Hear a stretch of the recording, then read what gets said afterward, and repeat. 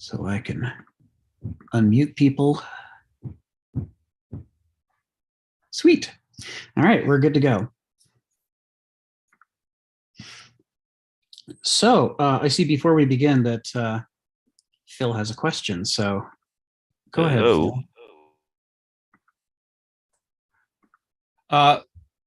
This is not a question. I just wanted to share this before we begin, which was very interesting. I was watching a broadcast about investments, financial thing. And the guy was going to talk about the inverted yield curve. And he's talking about the repo market. They wouldn't talk about that. And he says, this is just perfect because I just reread Hamlet and it just makes total sense. And I just want to show how that transformation took place. Instead of to be or not to be, it's to invest or not to invest. That is the question. Whether it's better to suffer the slings and arrows of the inverted yield curve of the impending repo market, or simply throw up our hands and exit the market that sustains our being, that is the question. So existence now is really deeply wrapped up in money. That's the world that we live in. Modernist existence as a formalism. Thank you for that, Phil. Yeah, that's right. That's right. And that's part of the challenge for us going forward as we look at the moderns is trying to peel back the layers of what it means to be a modern human being that we aren't even aware of. Learning to see who we are by getting a better sense of how these people in previous epochs used to see the world and how different it is from the way we see the world. And it's only when we see their difference and learn to look at the world from that perspective that we can look back on ourselves and start to see it not as the normal way or the right way or the best way, but instead as just one choice among many that we might want to be able to put on and take off. Donald's got his hand up, so why don't we go with Donald's next? As you discuss this paragraph, I would like you to consider or maybe answer a question I have. Be strange is what's that? By living nature here. Yes. Life. We're looking at this. This is from the perspective of the Greeks. Yes. They're not aware of how big the universe is or what all might be in it. And so we're kind of getting here a view. We only know of one example of life. One time when it came into being by some mechanism unknown as yet.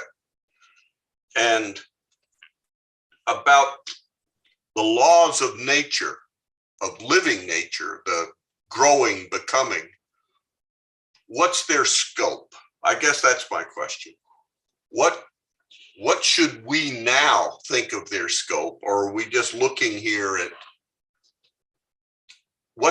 from the Greek perspective, that if it's all nature, this is the only one we know, these are its laws. I accept, I think that those they're just as valid, but like if you read, and Kenneth was the one that really started, like Stanislaw Lem, the Polish cyberneticist. He has a lot of science fiction where alien life is truly alien, or at least far more alien than in Star Trek or Star Wars or whatever. It's alien in being incomprehensible to human understanding.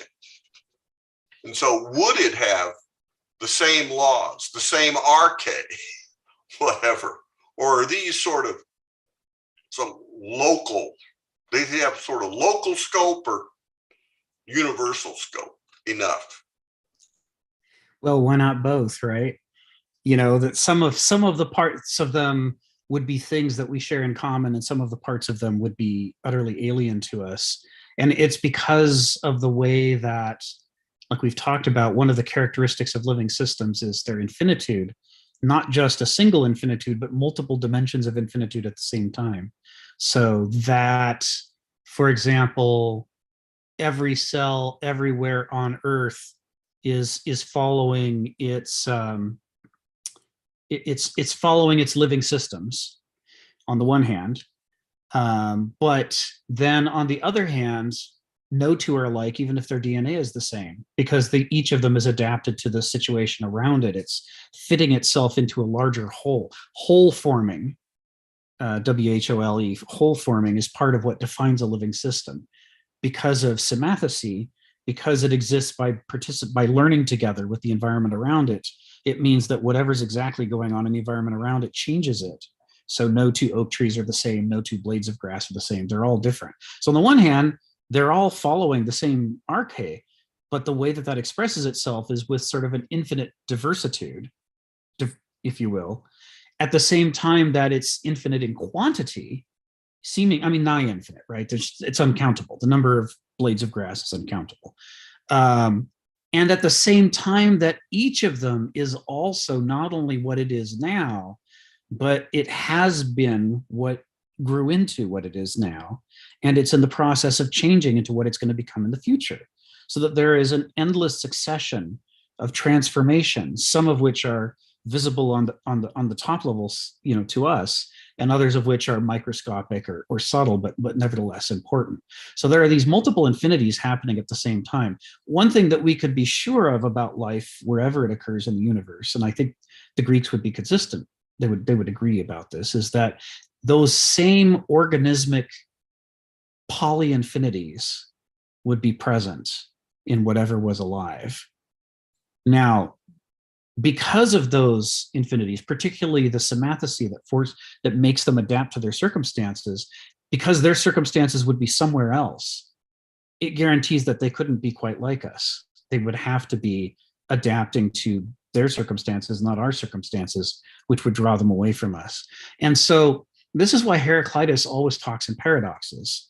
He says, when you're dealing with the deep stuff of the cosmos, nothing ever obeys the law of self-identity.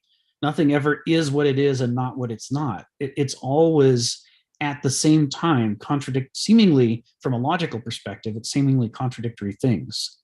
So if we met those aliens, they would be both radically familiar and radically alien at the same time. And it would make our minds spin trying to deal with the fact that it's both. We're not used to. You would think that living in a cosmos full of paradoxes, we would be used to this by now, but we wouldn't be. It's the nature. We'd be shocked by it. So I've read about Stanislav Lem's writing, but I haven't actually read any of his stories yet, and I want to because of Kenneth Smith's recommendation. So we'll follow up on some stuff with that later. So just to establish what I should have said at the beginning, this is part of a long-running seminar in which we are going through the philosophy of Kenneth Smith. This arc in the seminar, we are going through his column End Times, which was published in the Comics Journal around the year 2000, and is being collected into a book called Millennia and Microcosm. And in this book, he tries to help us understand and liberate ourselves from the modernist worldview by studying the medieval worldview and the ancient worldview in their own terms well enough that we can learn how to temporarily adopt those worldviews and then put them back. And by doing that, it teaches us how to temporarily take off and put back on the modernist worldview, so that instead of becoming a trap that we were born into that we can never think outside of, it becomes a tool in our toolkit, or a role in our repertoire, to use an acting metaphor, since we've been talking about Shakespeare and actors and so forth. And in that ability to be able to think in more than just a single worldview, we start to develop for the first time in our lives real freedom. As long as you can only think within the context of a single worldview you were born into, you basically are a symptom of that worldview. You're one of its possibilities, and you don't have any individuality yet. So this is part of the individuation process. We are in chapter 4. which is his deep dive on the core principles that make up the classical Greek worldview. They're very different from the way we see the world.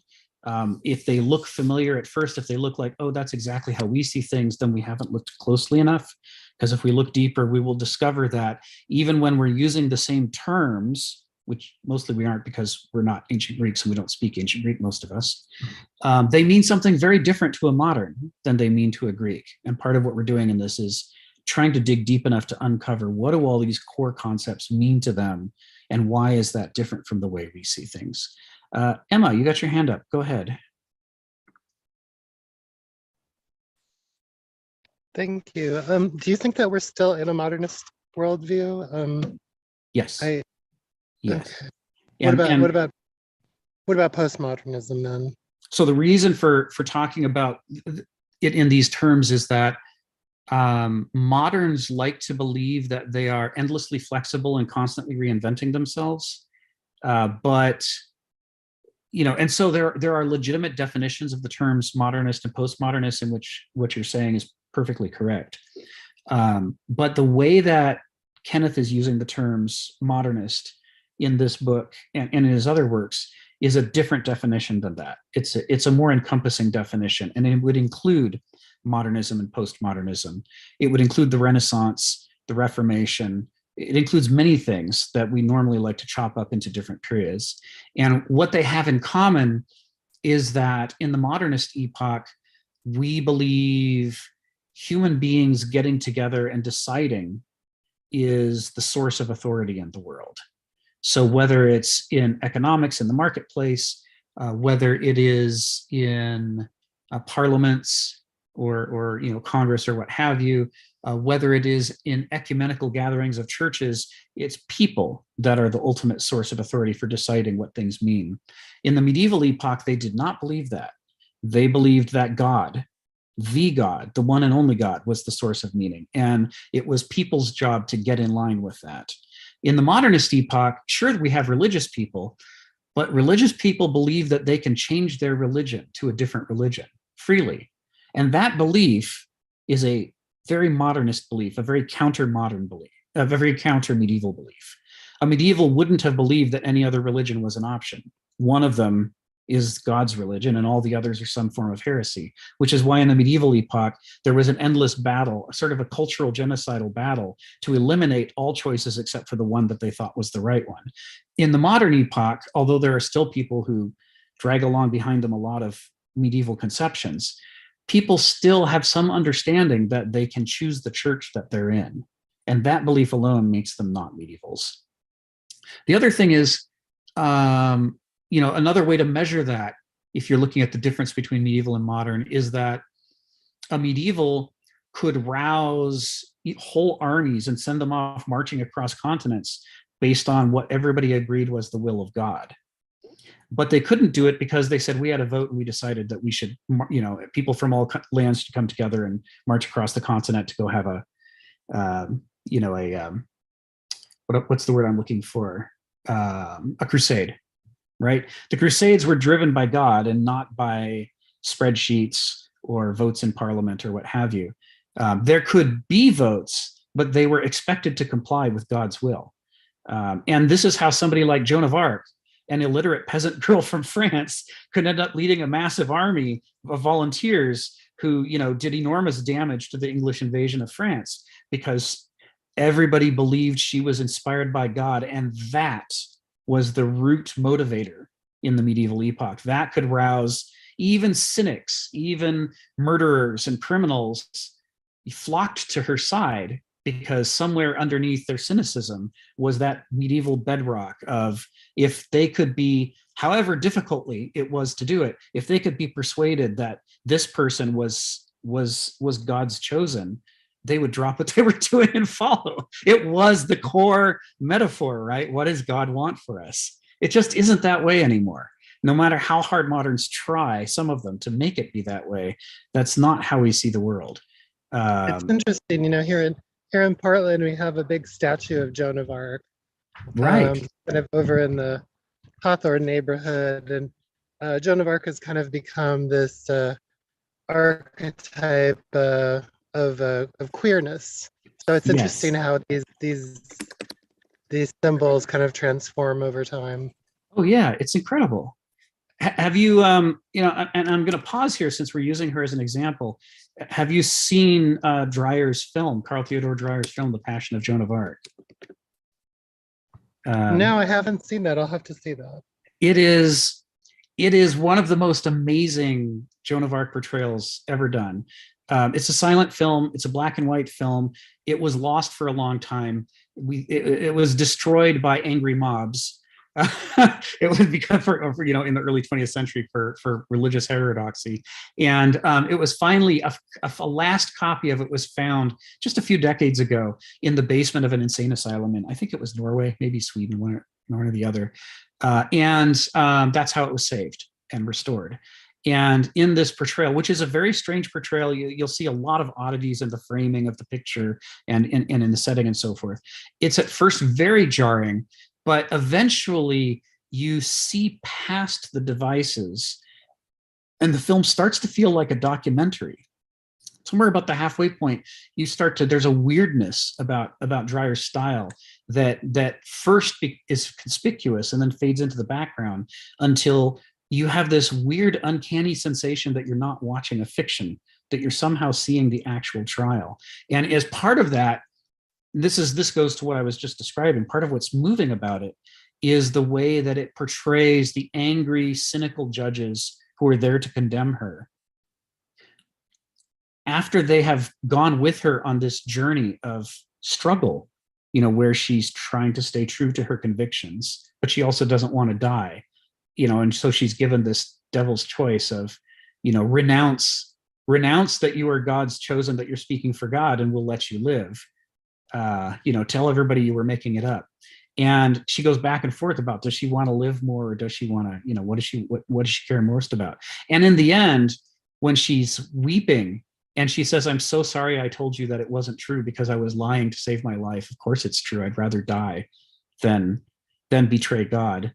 And the looks, there's just this, it is, I think, one of the most powerful moments in the whole film when it goes to the shocked faces of the judges, when for the first time they're at a loss because they start to believe her, that maybe she really is the chosen of God. And because they're medievals and not moderns, that stirs them on a deep level that goes below politics, goes deeper than politics and everything else.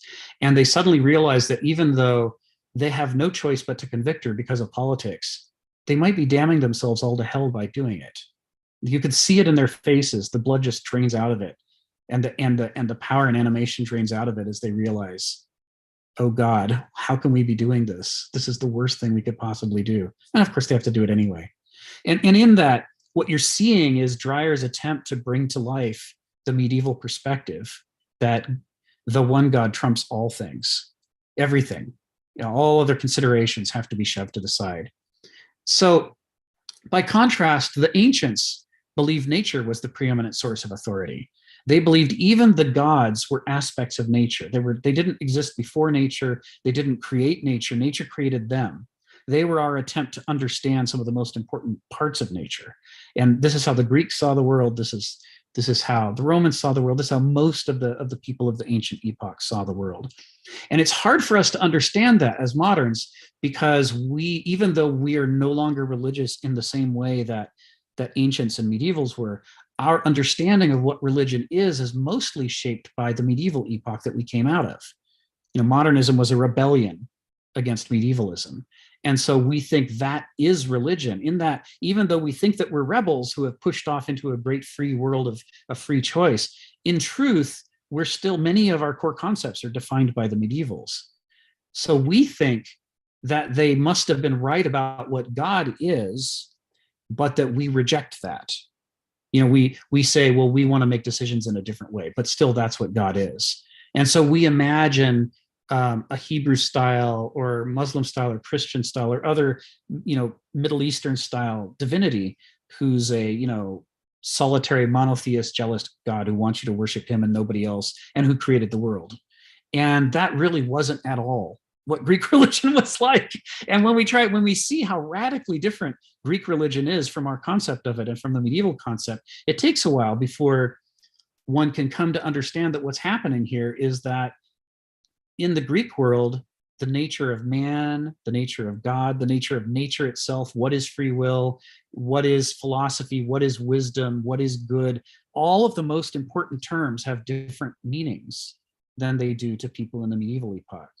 And those two have different meanings than what it means to us. And it's only by those comparisons that slowly we start to bring into focus, what do moderns have in common in the way that they see the meaning of these core terms?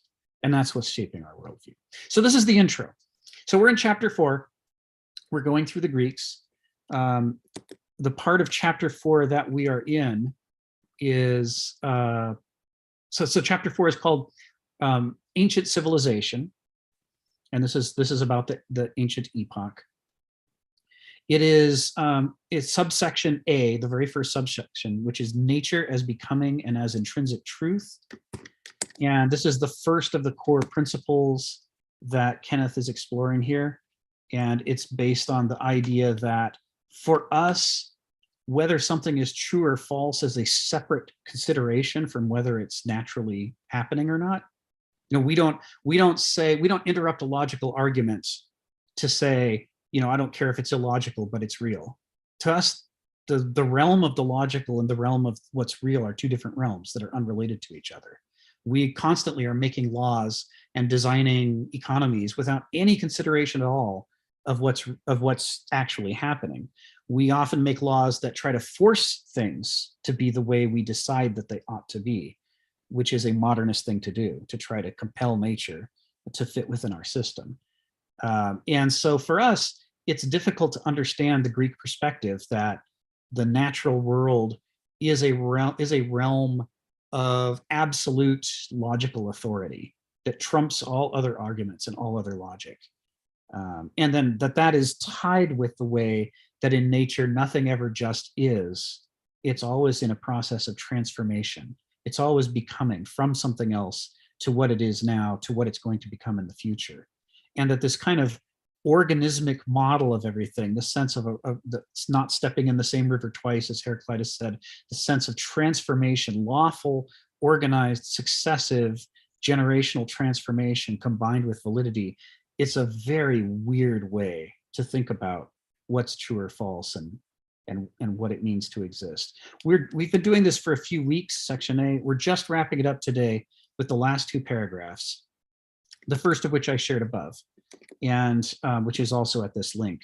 And then we're going to move on to section B, and when we do, we'll introduce that. So that's the background for the discussion. David's giving me a timer, you know, for the half-hour notice for when does each person get to ask their next question, to make sure that we make progress and don't get bogged down. So Phil, I can call on you in another 9 minutes, Phil. So don't forget what it is that you wanted to say. I'm gonna dive into these paragraphs. So this next to last paragraph is alluding to the fact that there are these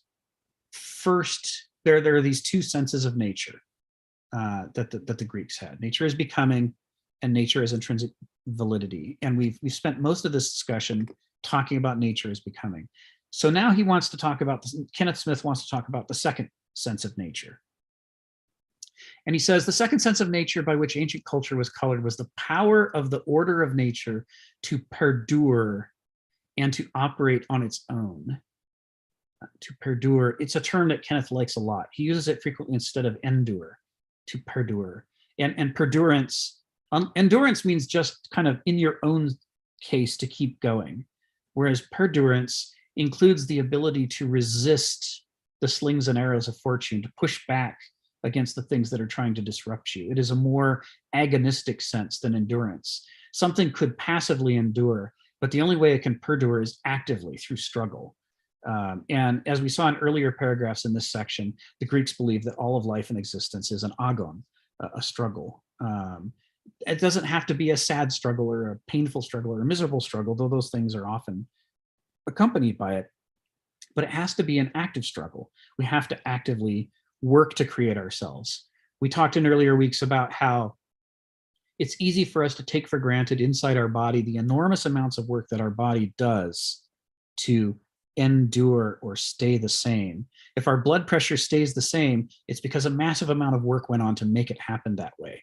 There's work to detect whether it's too high, and then to release the hormones that signal to the body to make the changes required, including constriction of the smooth muscles that wrap the blood vessels. To dilate the blood vessels, to lower the blood pressure, to keep it even. And likewise, there's a whole bunch of work done to detect if the blood pressure is too low. And if it's too low, then the hormones have to be released and all the cells have to detect it. And the smooth muscles that cover the blood vessels now have to constrict to reduce the volume in order to raise the blood pressure back up to the center. There's similar things going on with the spleen, which acts like a big reserve of blood, which is squeezing to push more blood into the circulatory system, or it's releasing and expanding to pull more blood out of the circulatory system. There's a lot of work. You know, if you sit there and you take your blood pressure and your blood pressure is steady, 120/80 or whatever it is, and it doesn't fluctuate very much, that's not because you aren't changing, and it's not because you aren't working. It's because you're not enduring, you're perduring. Your whole body system is engaged in a massive amount of work to raise and lower it to keep it seeming to be the same. And this goes with Heraclitus's famous fragment that says, "It is by changing that things stay at rest." They don't actually rest in any passive way. It's only in an active way. This is the nature of living systems, organisms. And to the ancient Greeks, instead of everything being some kind of machine or system the way it is to us, to the ancient Greeks, everything was an organism, and therefore everything followed this pattern. Stephen hasn't talked yet, so let's have Stephen go next. I know that's out of order, but that's what we're doing with everybody only talking certain times. Yeah, I was looking at the degree of observation in most modern people is it's a bit limited. When I was a kid, I was taught there's a huge difference between a wild animal and a domestic animal. Yes. And for example, this is something which was even observed in the Warner Brother cartoons. For example, the most dangerous creature in the Coyote cartoons was the wildcat. Yes. You'd get the wildcat had come out of the box and just go.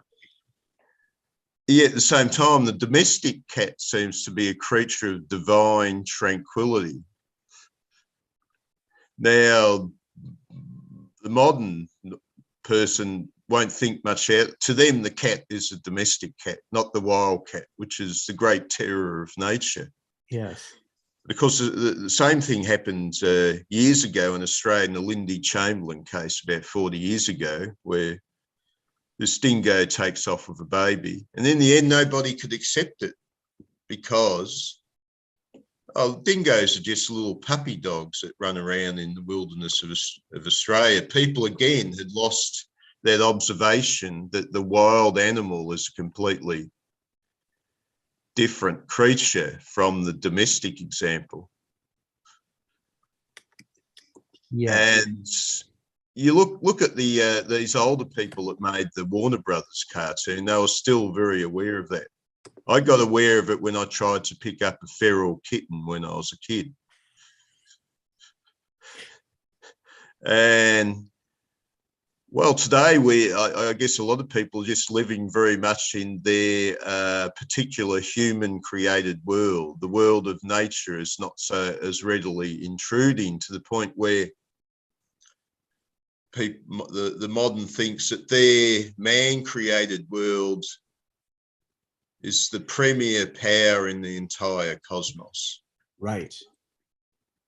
And yeah, there is that sequence, of course. We have wild nature, and more ancient people that live close to nature were aware that wild nature is the risky and more dangerous thing compared to the human world, which they feel they can reason with. Right. Even if the other guy's got it in for you, you feel, well, I might be able to reason with him, but nature, no. Of course, the other aspect which has been thrown out above the human world was the supposed divine realm. And that, well, we've been told that's a myth, that doesn't exist. So, Right. So this power of observation of how different and how powerful nature is has been lost for a lot of modern people. Thank you. Thank you, Stephen. Yeah, no, that's absolutely right. Hegel has the famous quote that says, what is familiar is for that very reason. I'm going to type it out while I say it. What is familiar is for that very reason not recognized for what it truly is. And that's part of the process of domestication. As we acclimatize ourselves to the habits that fit us into the systems of our modernistic societies, we forget the work that we did to do that fitting. We forget what we're suppressing and what we're promoting, and we start to take for granted the various distortions involved. And so we lose the ability to see how we have changed through our process of domestication, of self-domestication. And in this, there's a strong analogy to what Stephen's saying about how different is the wild cat from the domestic cat. There are some genetic differences and they matter, but as biologists are fond of pointing out, domestic cats are much closer genetically to wild cats than domestic dogs are to wild dogs. Dogs have been domesticated with human beings for a much longer time, and we've done a lot more work changing them physically through breeding programs. And so as a result, there are very important psychological changes that are genetically driven between the wild cat and the domestic cat, but not so many. And to understand what a huge difference mere acculturation can make, we can see that when we see how we domesticate ourselves, when we place ourselves, into a given society, and how different is a normal person in one society from a normal person in another society. Hegel tries to warn us that one of the great dangers of familiarity is that it's a kind of blindness that makes it hard for us to see the way things actually are. So taking that quote by Hegel in. So this is all involved in this discussion. So what is required to perdure, to survive and to continue to exist in a realm of radical flux? Not radical flux in the chaotic dismissive sense that kind of Parmenideans say, but lawful flux in the Heraclitean sense, where it is unfolding according to its inner principles, its archai and teleology, to express them in the world as best it can. He follows this, so this is what he's alluding to. And he says, and to operate on its own, this is a really important clause at the end of this opening sentence. He's alluding here to the difference between autarky or autarkia, which is self-rule, or we might call it autonomia, which is also a different way to say self-rule, versus heteronomia, which means rule by the other. And what he's alluding to here is that, and this is implicit in his phrase, to operate on its own. This is what he's talking about.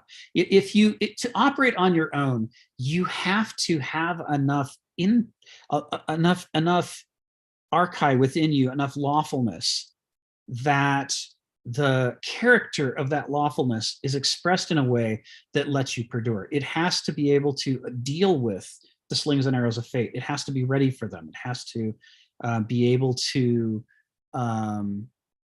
get you to do the preparatory work to be ready, and then it has to get you to pay attention when things arise that would knock you off course, so that you can intercept and deal with them. Autarkia and autonomia, this kind of self-rule was we're going to come to this over and over in the text that follows, because this is a core value of the Greeks. It's one of the core things that distinguishes the ancient Greeks from us. So we do not believe the individual, for all that there are libertarians in the world who are very vocal, as a whole, modernity does not believe the individual should self-rule. They believe it is the will of the group, especially the majority, that should rule. Majority should be allowed to dominate minorities. This is built into the structure of the way we do democracy. We may say, and minority rights, but we mean that as a nice ideal, an afterthought, right? Wouldn't, if we wanted that little plus to get an A+, we might see if we can get some consideration for the minority. But what we're really committed to is the will of the majority to dominate. And in that domination, there's no room for an individual to say, how about I just rule myself? And when your rules don't apply to me because they're a bad fit, I'll just do the right thing, whatever that is, even if that's illegal. Many of us try that at some time or another in our lives. And what we discover is police officers are not impressed by our philosophical arguments. They're like, yes, that may be so, but in fact, you broke the law, so I don't care. So shut up. In the modern world, autarkia and autonomia have no normative force at all. They have no authority. They have no meaning. What you're expected to do is submit to the will of the majority. And if you do that, you're a good citizen. So if the majority decides that, we should clean up the streets and help people and not have there be homeless, then that is the right thing to do. And if the next day the majority says, on second thought, let's round up all the Jews and put them in concentration camps, then that's what you're supposed to do, because modernity has no core set of principles that constrain the will of the majority. A famous critique that Aristotle had of the two different forms of democracy. The good one stays within the frame of core principles and is aimed at doing good things in the world. The bad form of democracy is just the will of the majority without any leashes or guidelines at all. And then it just becomes a tyranny.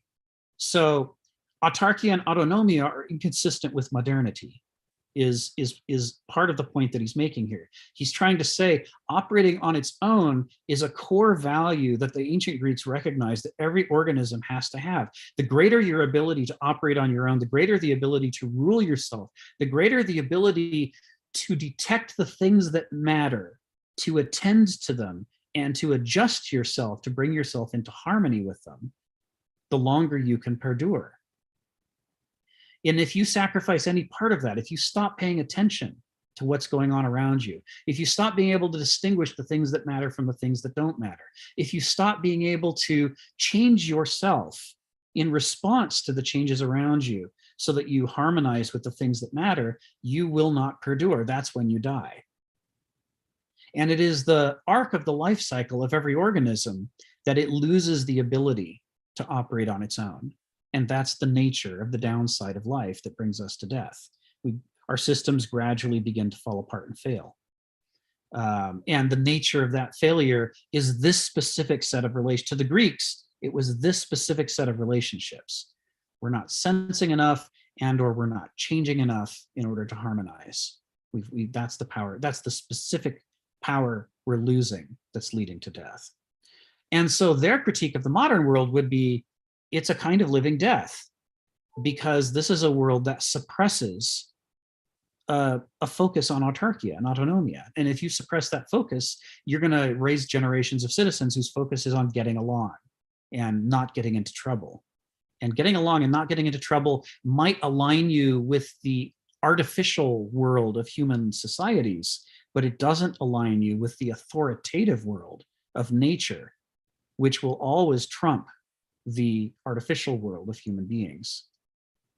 And that conflict between the human world and the natural world is something the Greeks were alive to. It's core to them to be watching for that at all times. Whereas in the modern world, we've sort of lost track of it. We pay attention to the natural world exactly to the extent we think it's profitable or pragmatic, but to no greater extent than that, unless it's a hobby of ours. Everybody's allowed to have their own hobbies to spend their time and money on. And, if you're one of those nature people, that's fine, do it on your own time. But if you bring that before legislators or you bring it before, the board of directors of a corporation, you're going to find they mostly don't care because it's a counter-modern concern. So this is what he's talking about in this opening phrase. And then he says, infinite nature, and here again, he's stressing the conflict between the finitude of a mortal, that's us, and the infinitude of nature as our attempt to fit ourselves into the world. Infinite nature as a whole system, as in its entirety, not in little pieces, which is the way Noesis wants to see the world, cutting up into pieces, but as a whole, is a self-standing and self-valid order. It doesn't need God to create it. It doesn't need God to keep it going. It doesn't need God to make it valid. It doesn't need us to organize it. It doesn't need us to give it meaning. It's valid in its own, for its own sake. Just because it's there, it's valid. And that makes it independent and transcendent over all the acts of finite organisms and human beings. I'll come back to that in a moment, but since we've hit our half-hour mark, I can call on Phil now. So go ahead, Phil. Yeah, I'm not sure whether I could even speak because there's a group of people working on our roof. They're making a lot of noise, but if that doesn't work out, I'll come back at a later time. They seem to be quiet at the moment. Like this fits in nicely for what I want to say. In the past week,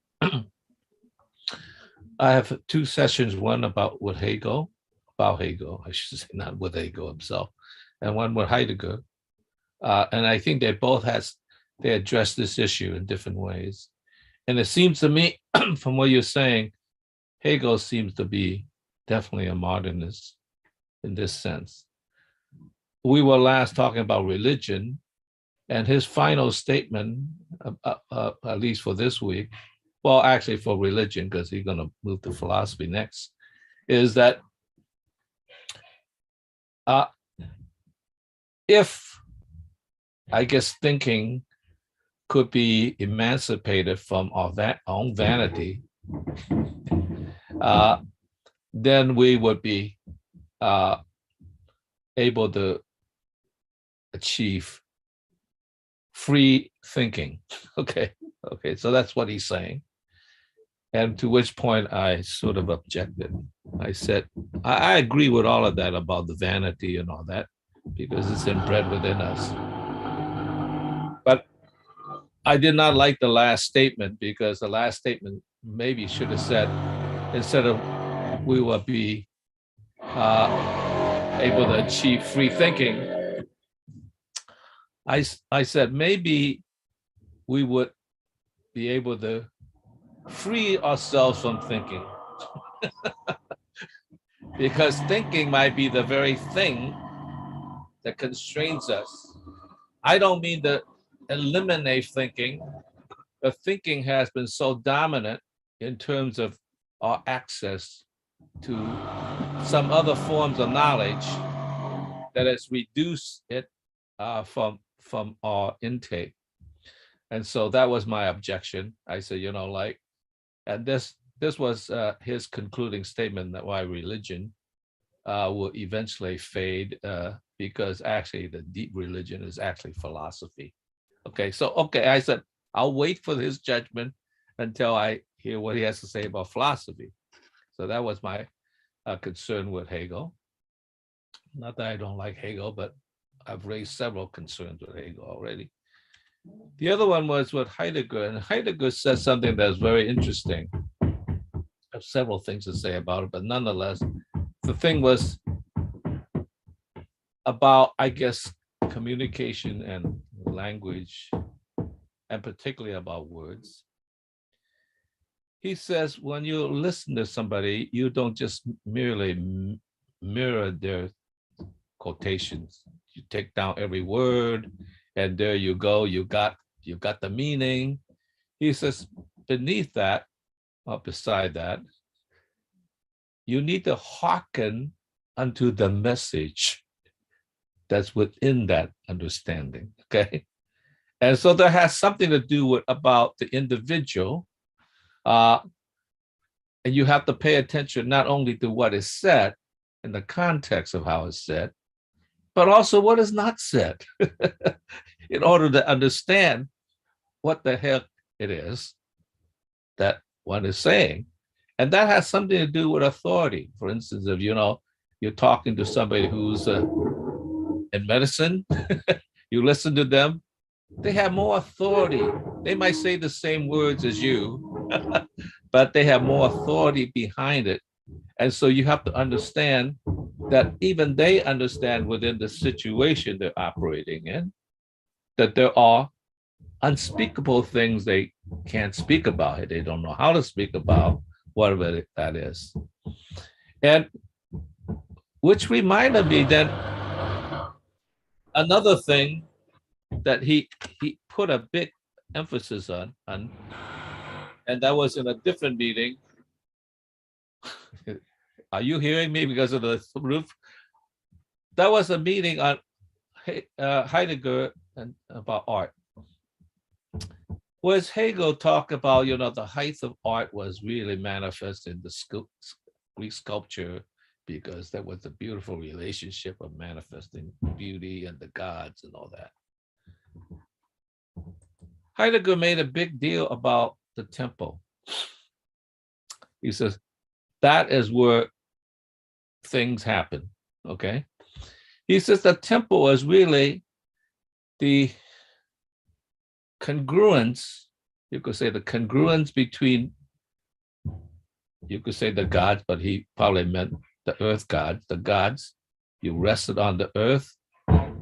And so yet there's a temple that rests on the earth, and the earth comes up and participates in civilization, but in a sense it also hides and protects the earth.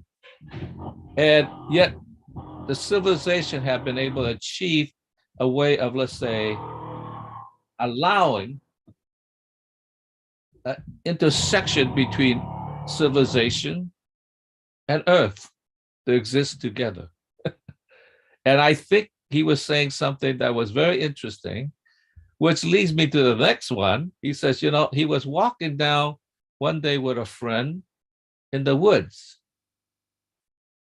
following the path, and the woods got denser and denser, and finally got to the point where it was so dense. And the friend says, looks like this is the end, right? It makes sense. And Heidegger says, no. To the true woodsman, this is only the beginning. Because behind the dense growth is the wood spring.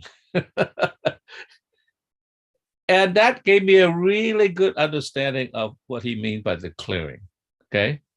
Because I said, if you could actually figure out what the hell he means by the clearing, then in a sense, you could probably figure the rest of it out.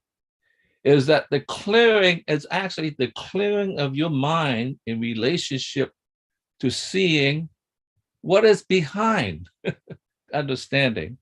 And it's really a participation between, in a sense, the wood spring hiding, and you, in a sense, penetrating your own limitations.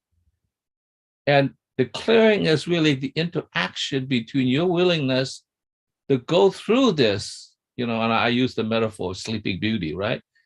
Behind there is Sleeping Beauty, and she's sleeping, waiting. And of course, it took only Prince Charming to be able to break through the forest and gave her a kiss and woke her up, right? There were many people who just missed it. And I think that there's a codependency between being, which must manifest itself in the world of existence, and man, who must, in a sense, understand and therefore manifest it in the world. And so it's a codependency. Being depends on us beings understanding this, but our understanding must also coordinate with being giving back to us. That's the clearing that both, in a sense, accepts and also understands the incompleteness that hides. So it's a relationship. Mm-hmm. And so that's why, I think that's why Socrates never really wrote, because what happens when you write is you have the words and they freeze it. Right. And there is a conversation that must take place in terms of the interaction that takes place. That is what that does, conversation does, is the open up another dimension of understanding, which is the dimension of existence that could bring a living understanding rather than the dead words that's passed down that constrains you. So it just sort of seemed to make sense. And it's sort of like, and so Heidegger is really getting at something about that. And he was, by the way, he in his talk about, the words and the behaving and the hearkening, remember the call, he's always talking about the calling, that he was actually in this particular book talking about Heraclitus. Yeah. So he really is connecting as best he could with Heraclitus, although he admits you can never really truly recover Heraclitus because you're just away from it. But nonetheless, he's trying his best to do so. So I thought I would share that with you. It's like it suddenly makes sense. It gets you at least closer to what Heraclitus was trying to say in our modern understanding. Thank you for that, Phil. Yeah, you're right. That's right on target. I mean, that really the example of the path that leads to the massive vegetation that leads the noetic thinker to think, well, this is the end of the path, but leads the gnosic thinker to think, oh no, this is really the beginning. This is where we leave the artifice of our assumptions and systems and begin to enter the real world, the authoritative and mysterious and interesting world of what's true and what's actually there. Now, it helps to illustrate the importance of breaking down this artificial distinction that moderns have built up between the realms of what is and the realms of what is true, if you will. That for the Greeks they're linked, and this whole issue that kind of comes up as a recurring theme in which the way that we think, we assume we're constantly telling people to solve problems by using their heads, right? Don't be stupid, use your head. But it underestimates the extent to which using our head might be the problem that got us into this mess. It's your worldview is a two-edged sword. It solves certain problems and it creates certain problems. And if the problem you're trying to solve is the problem that it creates whenever you use it, the more you use it, the worse the problem gets. If you are sure that the place you're going is you can get there by a road, then that's going to lead you to think that when the road ends, you're out of luck. You can't go any further, among other things.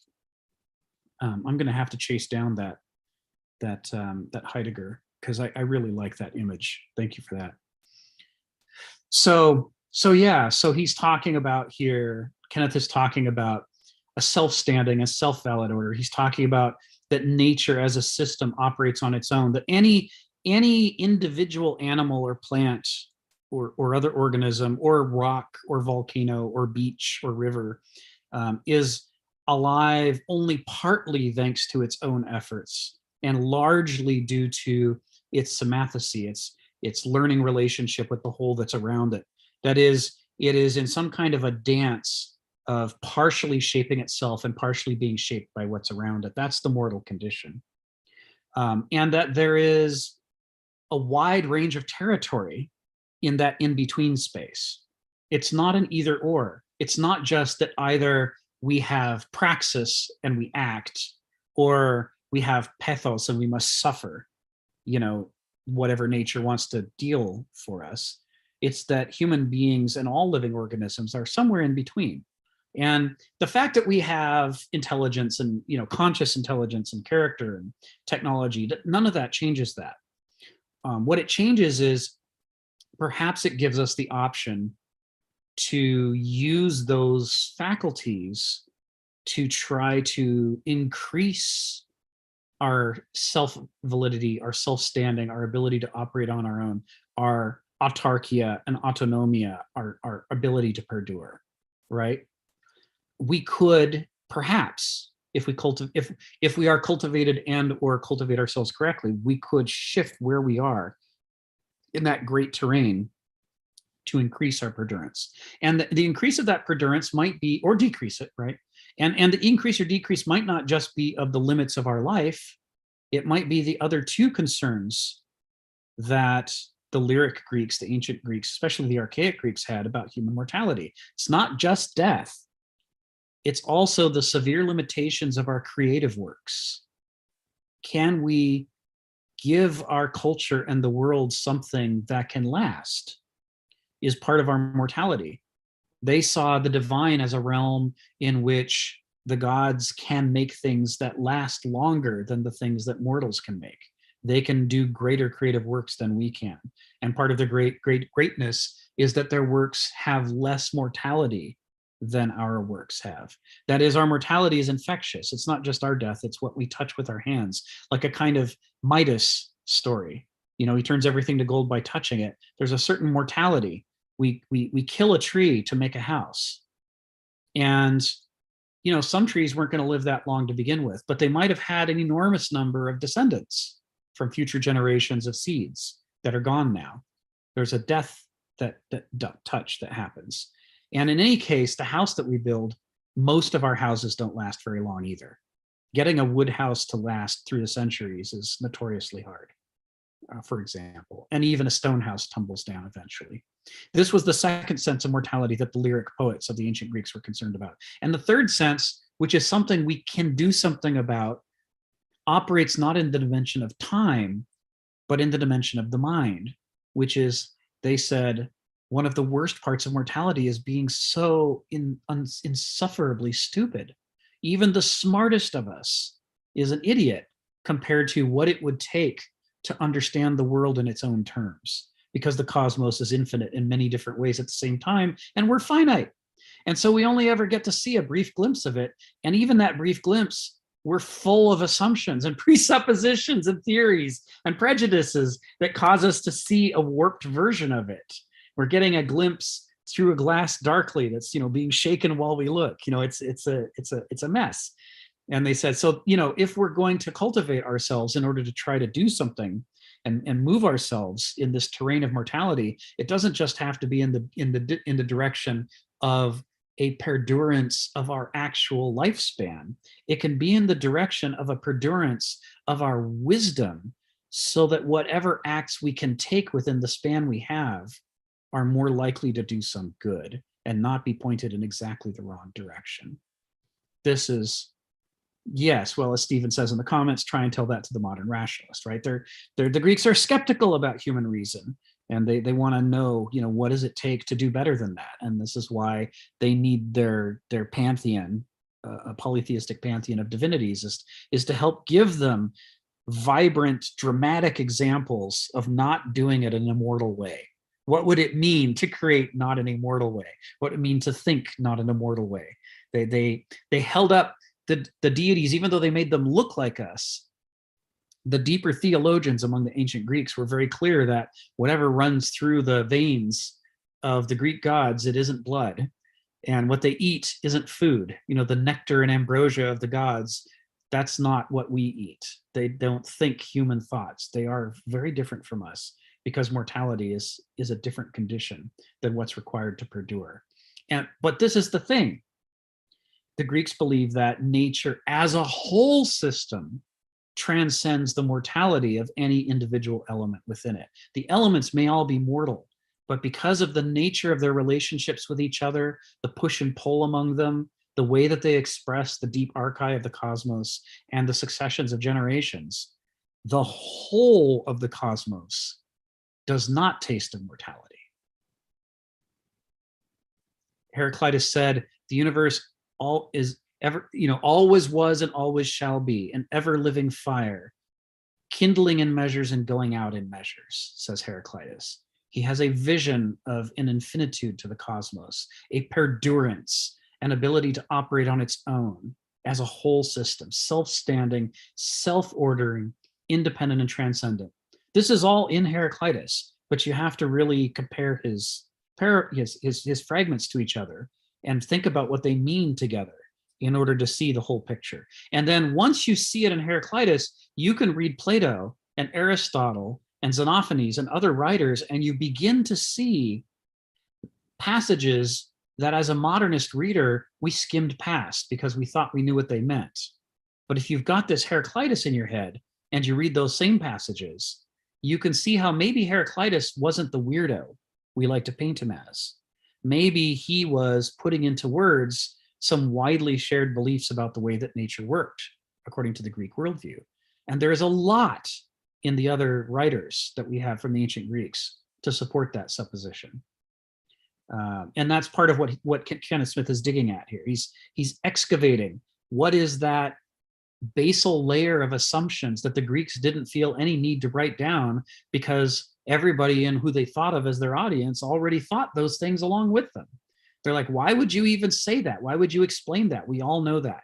It's like saying this book is a book. You know, they just skip that part.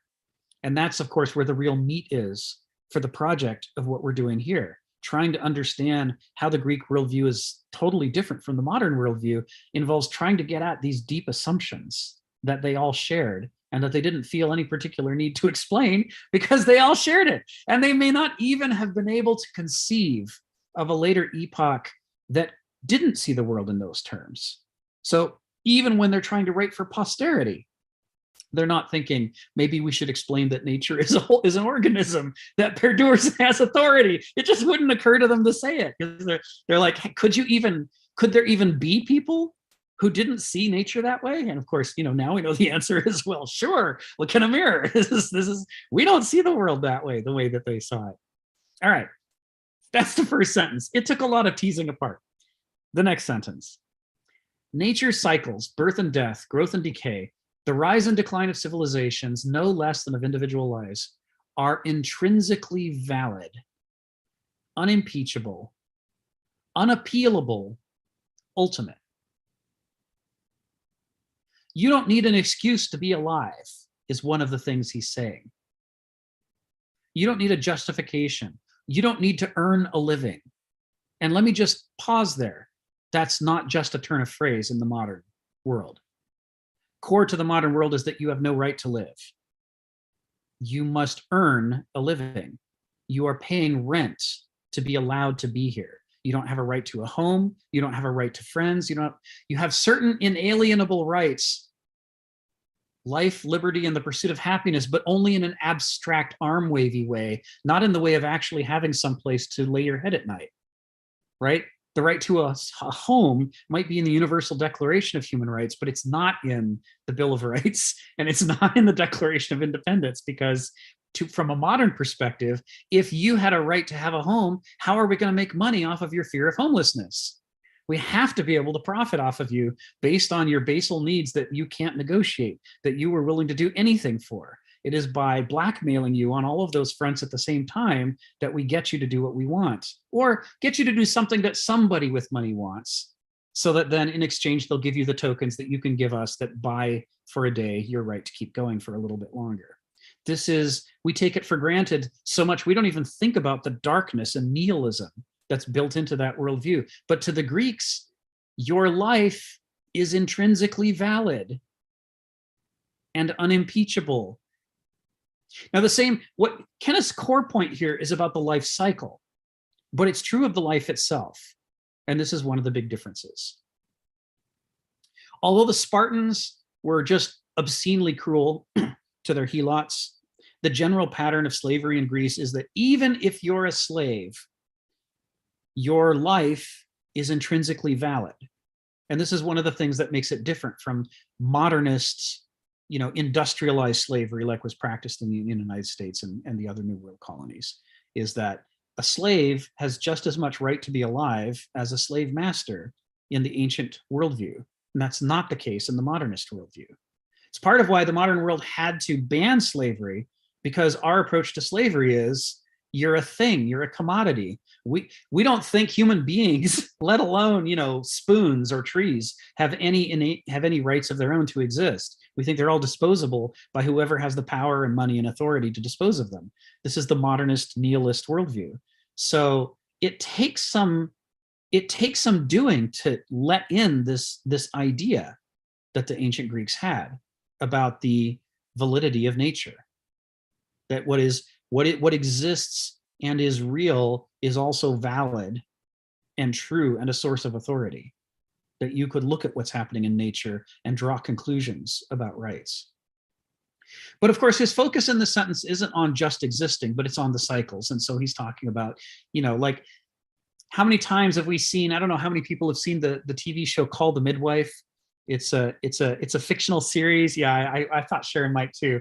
Just about anybody who works in the medical industries ends up finding it and falling in love with it. It's a fictional series, but it's based on the true stories of what it was like in Great Britain after the war, and even I think in the beginning during the late stages of the war, World War II, with the rise of the National Health Service.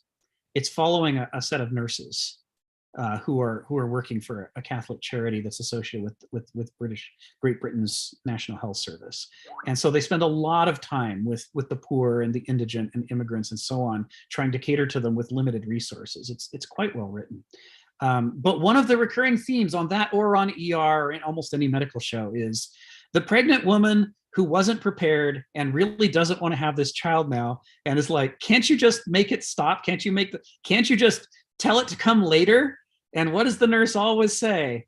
I'm sorry, sweetie, but this child is coming now, right? You can't argue with the cycles of nature. Your body is in a process, and that process is going to drive to its conclusion on its own schedule, even if that doesn't fit into your noetic plans for the day. You can have, it doesn't matter how well you can have the greatest well laid out calendar in the world with lots of highlighters and little asterisks and things showing when things are supposed to happen, and you schedule to the minute, and your body doesn't care.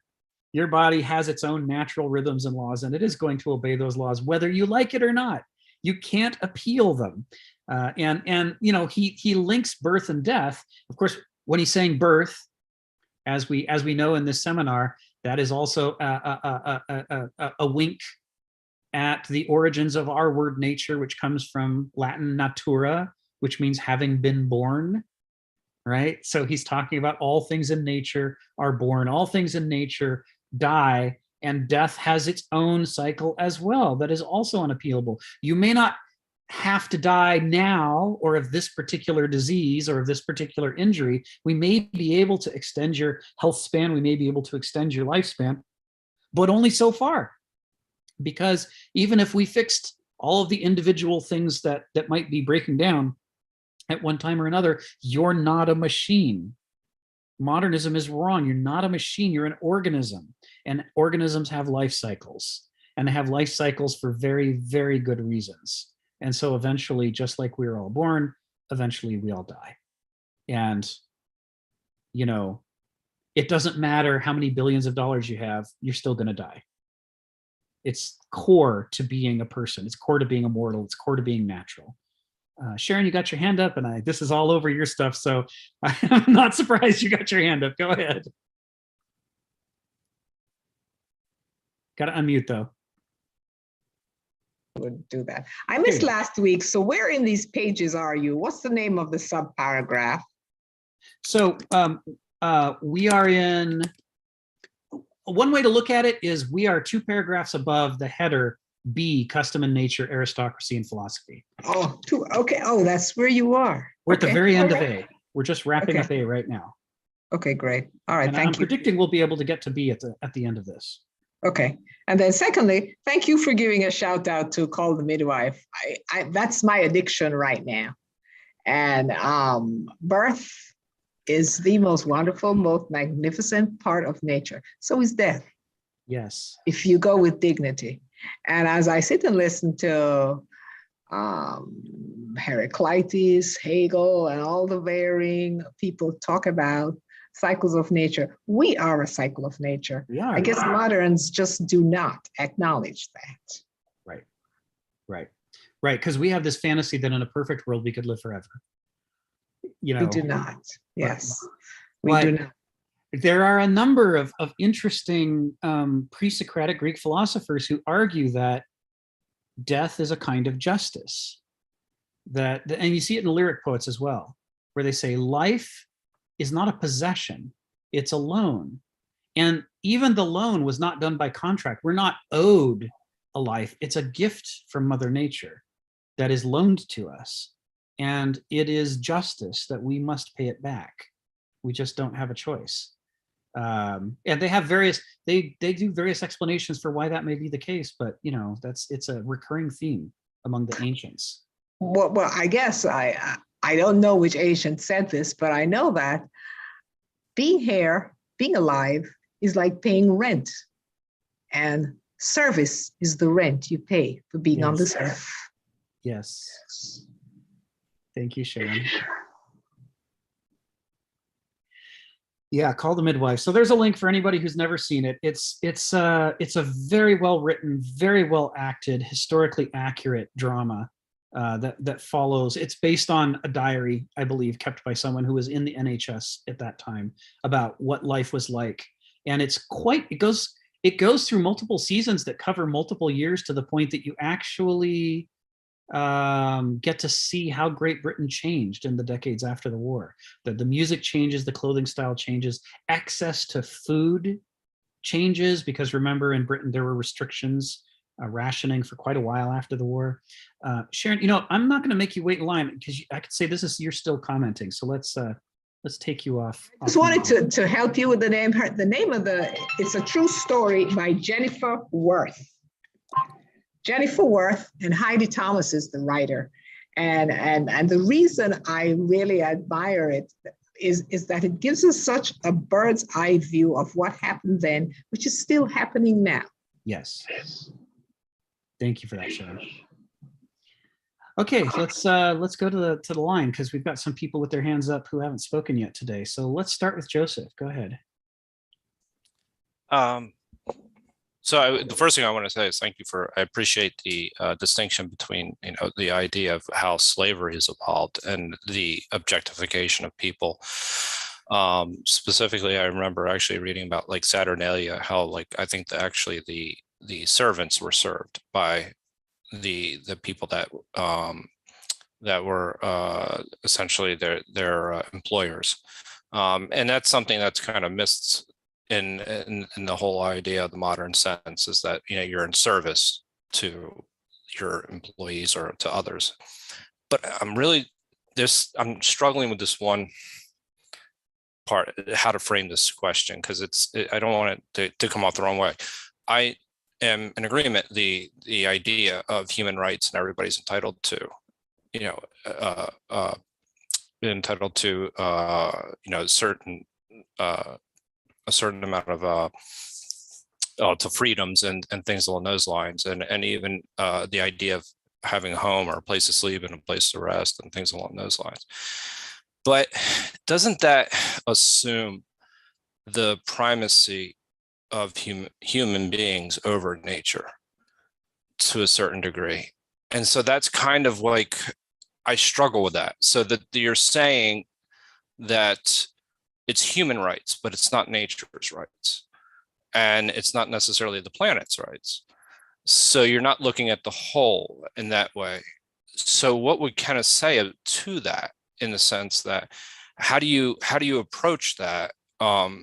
Because at a certain point, there's a finite amount of resources, right? And even if that's not true, even if we have plenty of resources and we can make it something more regenerative, which I think we can. I truly, I'm not lacking imagination, so to speak.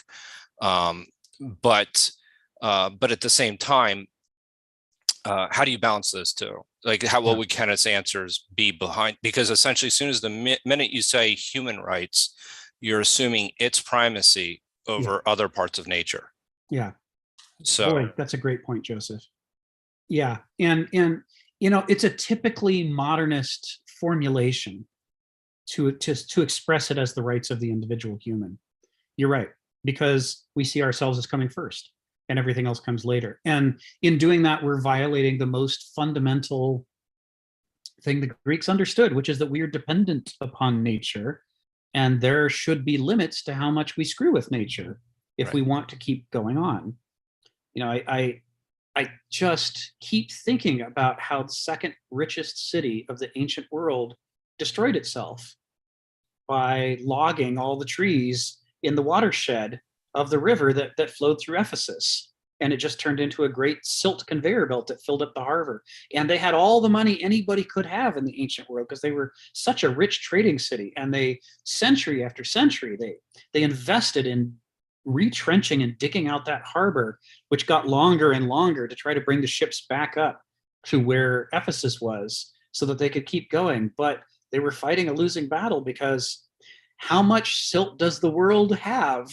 Well, more than you can handle is the answer, right? I mean, the scope of the cosmos is bigger than our scope, and it can create problems that are bigger than what we can solve. And more importantly, as mortals acting within the world, we can and do routinely set in motion problems that we created, but that are bigger than anything we can solve by direct brute force and control.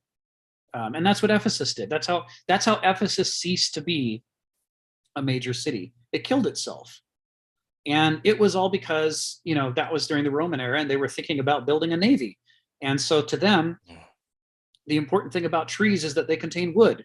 They were thinking like a modern. And the Romans did a lot of this. The Romans were very engineering and military focused, like the United States. So they thought in terms not of what things are, but of how they could be used as foreshadowing, shall we say, of recent centuries. And what we see in that behavior is the same thing that we see now. They get hoist on their own petard. Yes, they had the capacity to chop down all those trees and build an amazing fleet. And I'm sure that fleet did amazing military things for Rome, and they were able to achieve their short-term objectives, but it was at the cost of destroying one of the richest cities that they had. And it wasn't an enemy city, it was the Roman Empire. It was their own city. The law of unintended consequences grows in its effect as our power grows without a corresponding growth in wisdom. And in this case, wisdom, says Heraclitus, stands apart from all else. He says, I've been looking at this quote here this morning. Where is it here? Of course, I moved on from it. He says, all those who he's read or hearkened to fail to understand the most important thing, which is that wisdom stands apart from all else. And he says, wisdom is the understanding of how all things are steered through all things. A very curious turn of phrase. And it's not just a translation problem. He's talking about our interdependencies. He's talking about the web of causality and the web of interdependencies, and that we don't exist in a vacuum. We don't exist in a machine where nothing changes unless we change it. We exist inside constantly changing natural circumstances. And remember, to perdure, what do we have to do? We have to pay attention to what's changing around us. And then we have to change our behavior to harmonize with that. And the extent to which we can do it is the extent to which we can perdure. That's the extent to which we generate autonomia. But when we ignore that in favor of our ideas and plans and schemes, then we begin to die because we stop doing the work of perdurance. So Kenneth would say the core issue here is that we may need to solve those problems, but we have to solve them in a way that harmonizes with the larger picture so that we don't set ourselves at war with the world, because that's a war we'll lose. That's like, being an infant and fighting your mama. It's not going to end well. If it weren't for mama, you couldn't keep going as an infant. You totally are dependent. So, don't mess with mama. Mother Nature is a good turn of phrase. Yeah, and it would be, it would be kind of ignoring the law of excluded middle if I were to say that, it's either or, like It's either or nature or humanity. It's really a both. Yes, it's thinking, and I understand. And so that part I do understand, and it's more of an allocation. I'm just thinking about that in the sense of that if you're the minute you start, making a declaration of human rights, it's an interesting thought exercise. But thank you for that answer. That that you get to the idea of the interdependency and seeing. So I appreciate that. So thank you. Thank you. And thank you for bringing that up, because, it's like some of the most nobly intended organs of international law that exist in the world today were generated around the issues of human rights, trying to figure out how do we make a world that's worth living in. and not allow the mechanisms of our laws and economies to trample actual living people to the point that nobody wants to live in this crystalline perfection of a system, that we're trying to build. And nevertheless, even in their attempts to represent that, they represent it in a modernist, mechanistic way. When we talk about the ancients having the triumvirate of nature, then the gods, then man in terms of authority, and moderns as having man and then nature and then the gods, but really just man, because nature and the gods are meaningless to us. They're just, they're a toolbox / pantry on the one hand, and on the other hand, a hobby, or something to add flavor to life. That's how moderns interpret these things. And you can see that in the way that we describe human rights. We don't describe them in semathesy. We don't describe them in terms of fitting them into the order, the lawfulness of nature so that we harmonize. They're written in a vacuum, as though the only concern is how we harmonize with each other. The nobility of like the Universal Declaration of Human Rights, right? Or any other body of human rights law. When you read it, you can feel the aspirations, right, to try to create a good world. And yet the very form of expression is so modernist that in many of them, nature doesn't appear at all anywhere. The whole idea that we're not in a vacuum, that we are bound by, that we have to suffer the actual circumstances that we're in is missing from these documents. They are only concerned with how we fit with each other and not how we fit into the bigger picture. And you got to think, if some of the best intentioned people in the world, an enormous variety of perspectives, all came together and they all crafted this document and they all missed the same thing, which is the biggest thing in the whole world, i.e. the world itself, not us, and they all missed it, that's not an accident, right? What a pro-modernist wants to say is that every time we leave something like that out, it's a coincidence, it's an accident. And it will be an accident even if we do it every single time relentlessly. Even if all 7 billion people all do it all the time, it's still an accident. It's an anomaly. Nothing to see here. Stop looking. We don't want to talk about that. And the reason we don't want to talk about it is it gets down to the foundations and core architecture of what modernity is. And that core architecture doesn't hold together very clearly. It doesn't actually make sense once you put it into the bigger picture. It can only make, like a toaster, it doesn't make sense if you leave it out in the rain because it will rust and stop working. In the world, a toaster doesn't make sense. It only makes sense when it's put into a vacuum, excluded from the world, a safe space that prevents it from interacting with nature. And the same is true of our governments and our economies and all these things. They've all been designed in vacuo, as though there is no larger picture to worry about. Nature is not binding upon them, only human will. This is Kenneth Smith's argument. And he's drawing off of Hannah Arendt and others, Hegel, when he's arguing that this is why we don't use postmodernist in our definitions as, it may be meaningful in other contexts like art or architecture, but it's not meaningful in this context because all of these different phases of modernity all share this same preoccupation with what people have decided together, to the exclusion of even the radical exclusion of the most important things in the world, like, can we live here on this planet, is left out as a consideration. That's ceteris paribus. That's just background. We just suppress that from consideration. We just assume it. Ginny, you got your hand up and you've been very patient. Go ahead. A couple of conversations back regarding we are loners of life. We're loaning from nature. Yes. Could you imagine Putin thinking that way? He's a modern, right? It's hard for a modern to think that. Yeah, I don't know whether I like it or not. Mm-hmm. His name pops into my mind more than I like. What can I tell you? Thank you, Ginny. It is. Anyway. Thanks for that. The same comes up over and over, even with people. Your point's well taken here, because forgetting to pay attention to whether human beings can even survive on this planet is the sort of thing in a fiction that you expect from a crazed, cackling villain who's so caught up with his plans that he forgets to, pay attention to the basics. But it's striking that this blind spot is something that Putin shares in common with the authors of the Universal Declaration of Human Rights. They all overlooked it. Even the people doing their best to be good overlooked it. At the time the UDHR was written, only specialists were interested in ecology. You had to be a biologist who worked outside the lab, out in nature, to even think about the possibility that we had responsibilities to the larger ecosystem to avoid driving ourselves to extinction. That was considered a fringe idea in the mid-20th century, about the time the UDHR was written.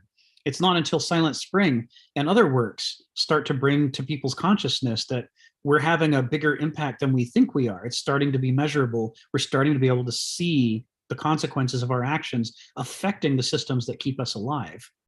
And as a result, it was just so easy not to think about the most important things and to be preoccupied with the stratagems of the day and what it was we were trying to achieve tactically. It's fascinating. It underscores Kenneth's idea that this is a blind spot, not by accident, but because we are all moderns. We've all been acculturated into a system or an organism that is generating cultures and nations and legal systems and so forth. And it's generating them according to the same core principles over and over, in which people's decisions together matter, but nature is not binding upon them, and neither is God. They might add the divine for flavoring, one nation under God. They might stamp it on a coin, but it's not going to change the way they pass their laws or set up their economies. It's not going to change the way a board of directors decides, how to treat a group of impoverished people or a forest or a fish. They're still going to be thinking in their noetic terms, focusing on the logical syllogisms driven by spreadsheets and numbers and, prudence, pragmatism, the bywords of modernity. Phil, I guess you're still in the waiting period under David's rules, so I'm going to go ahead and call on Donald because it's been a while. Go ahead. Well, I tried to stay on text for Sharon earlier. Now I'm going to wander a bit, but part of, I think, what we're saying is the way justice, decay. I'm always.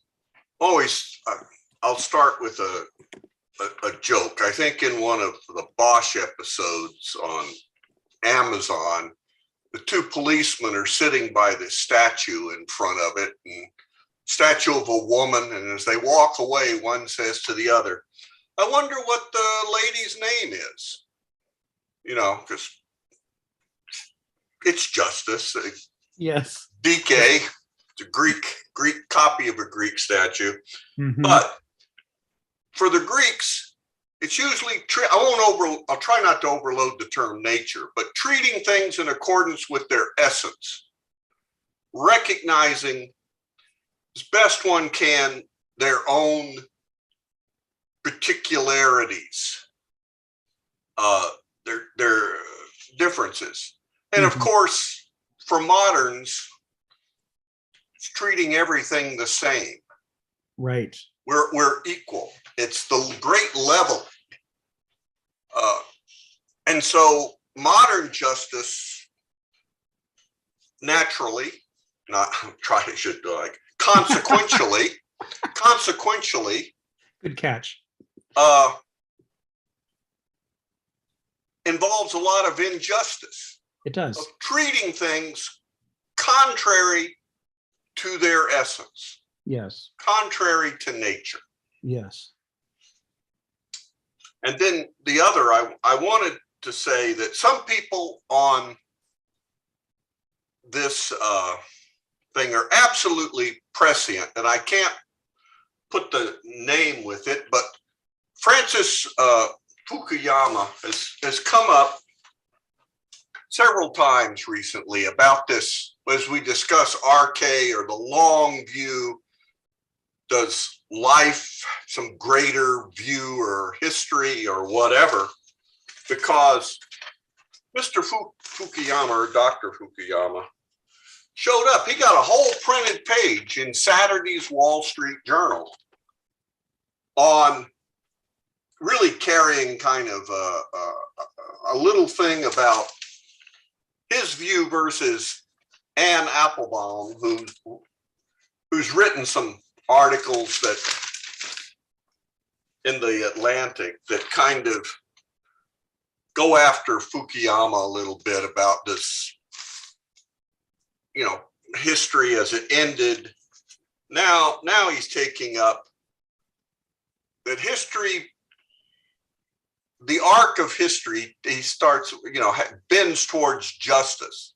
Of course, who knows? There's no discussion of justice whatsoever. It's a term that we all naively understand correctly, I'm sure. I'm sure. Without any thought. Any modern would know what justice was. That's you could ask a child. We're born knowing. We're born knowing. Anyway, I actually read his article and found it interesting of what this modern argument is about,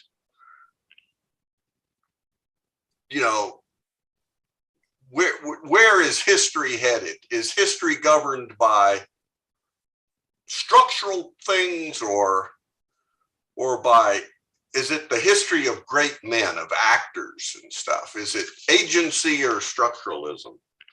And in terms of trying to understand modern thought versus Kenneth's thought, as many times as I've heard people on here mention Francis Fukuyama, they might be interested in tracking this down. And I think I can actually send PDFs of this if somehow people get me an email address or something, because I think the Wall Street Journal, you can get these things in PDF form.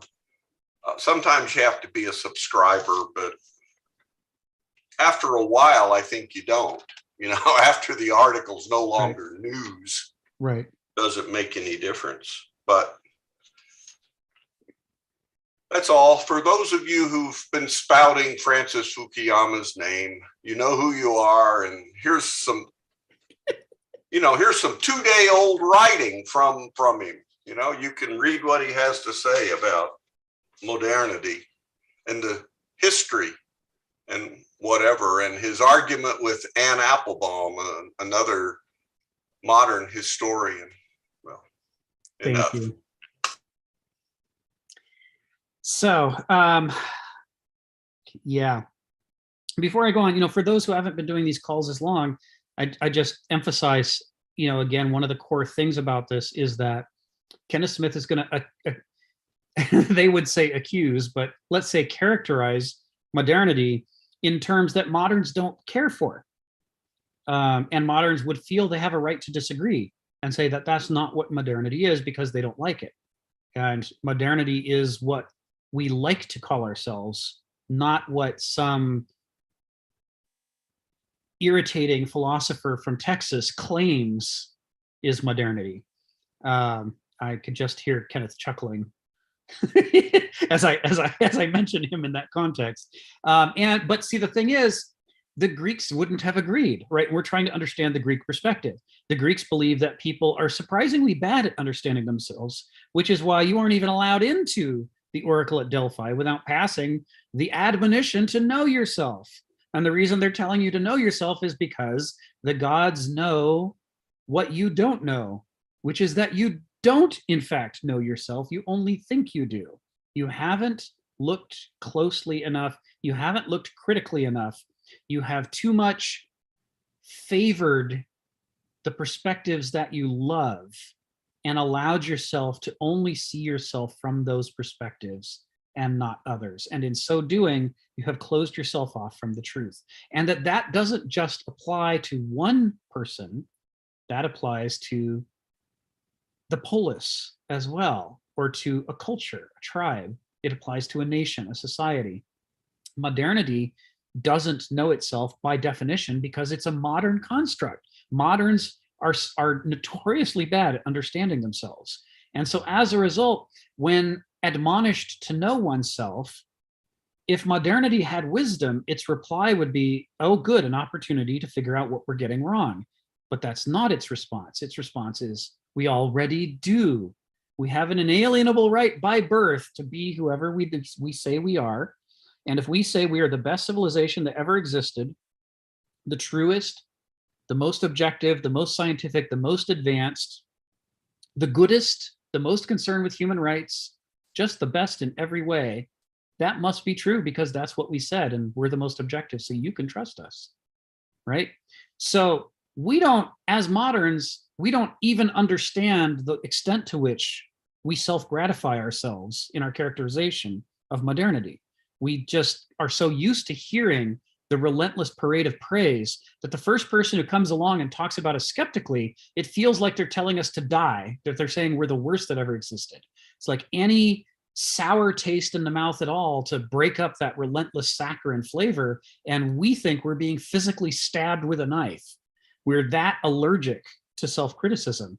And we think criticism is an attack when it's supposed to be a duty that you criticize yourself and that people help each other. Criticism isn't supposed to be judgment unto hell. That's a medieval idea. It's supposed to be figuring out where we're strong and where we're weak so that we can work on the things we're weak on and so that we can use the things we're good at to help, right? That's the point. If you go into a traditional martial arts dojo, you're going to get criticized by the sensei. Not because he hates you and wants you to die, but because he wants to help you get better. And the only way he can do that is to point out, by the way, if you whirl your tonfa around like that, you're going to hit yourself in the head. So don't do that. Do it like this. It's safer. And if your response is, how dare you say I'm not perfect, the way a modern would, you're going to have a problem. The same is true in any craft that matters. You got to be able to take criticism and you got to be able to build cycles of helpful criticism into the process of life. That is part of semathesy. That is how we perdure, that we sense and we compare and criticize so that we can change. So, all right, enough on that. So to get back to the text before I call on anybody else. So he says, we were talking about how nature cycles are intrinsically valid, unimpeachable, unappealable, ultimate. It says nature, and here's the thing that Donald brought up a few weeks ago, and he says it here, Kenneth says it here. Nature's laws are not like the proximate or humanly accessible laws that communities legislate, which are nothing if no one at all respects them. Here he's describing the difference between the logos, the capital L Heraclitean logos of physis, of nature. He's contrasting the lawfulness of nature with the systems of laws that human beings set up. He says the systems of laws that human beings set up are conventional. They are not truly binding. That's why we need police and military to enforce them, because they don't enforce themselves. They are more of a suggestion, really, a guideline, as they say in Pirates of the Caribbean, right? We're attempting through our laws to agree on a convention that, if we all followed them, would make human societies appear to behave in a lawful fashion. But none of this is the logos. The law of gravity, by contrast, is not a convention. It's not a guideline. You don't get to jump off a cliff and say, I don't feel like going down today. It's not negotiable, right? You don't have to act in accordance with the law of gravity. It will act on you. The lawfulness of physis, flowing, nature, the realm of becoming, is a true authority, not a imitation authority, pretending to have nature's authority, the way that human laws are. And therefore, nomos, right? So if we throw the terms in for those who haven't seen them before, human law, nomos, versus logos, natural law, they may mimic each other in some ways, but they're two radically different domains.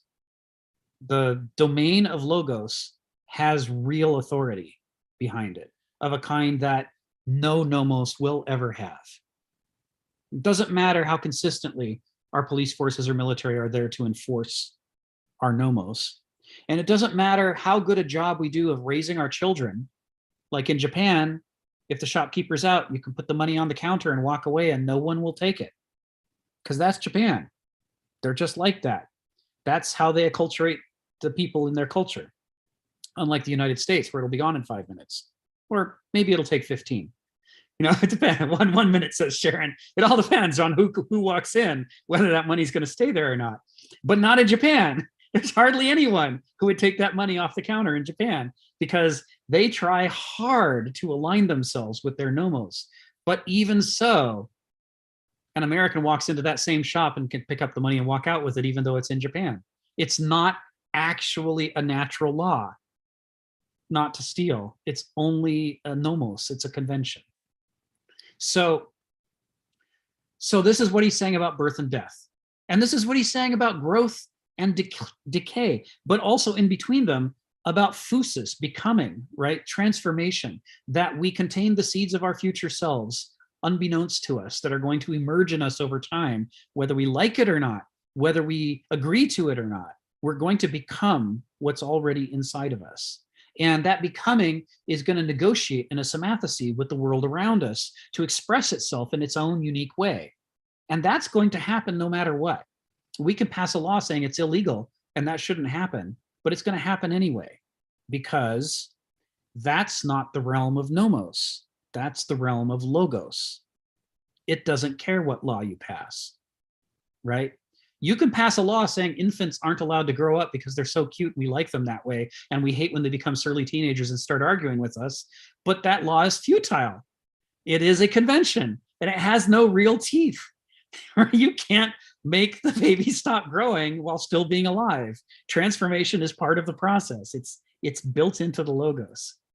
So he says, the order of nature is authoritative whether we act in accordance with it or not, whether we respect or even know what it is. Conventional or artificial law, i.e. the nomos, can be evaded or deceived, but not so with laws superordinate, above and beyond our personal ratification. Where is the realm in which the ego can be an actor who's effective? And where is the realm in which the human ego is ineffective? You can argue with gravity till you're blue in the face, but you'll lose that argument. But you might find a way to argue with the authorities of human law, because they aren't real authorities the way gravity is. They're just playing dress up.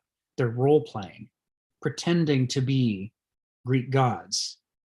I am the god of shipping and ports, and you will unload on the schedule I say, or there'll be hell to pay.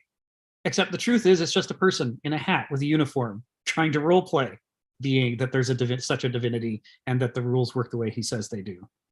This is how modernist authority and ancient authority, specifically, natural authority, are different from each other. All right, that's the end of that paragraph. I'm going to call on Sharon, and then I think Phil will be up again, and then we can go on to the next paragraph. So go ahead, Sharon. I have a quick question just before we leave that paragraph about nature's cycles.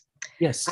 Because I think, and my memory was triggered by Donald bringing up that article from the Wall Street Journal, because I happen to like Anne Applebaum and I read her a lot. And they both write commentaries on what's going on today. And one of the things I thought about in the decline of civilization is the role of war. Yes. And nature itself also has war. Hurricanes are war, tornadoes are war, cyclones are war, but they still maintain the order after a period of destruction.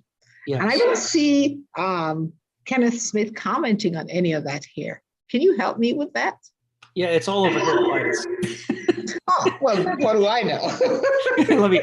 I'm gonna drop you on mute so I get rid of the echo, but I'll answer your question here. So Heraclitus says war is the father of all things. He says Homer was wrong when he said it would be good if war could be, driven from the world, because if that were to happen, all things would cease to exist.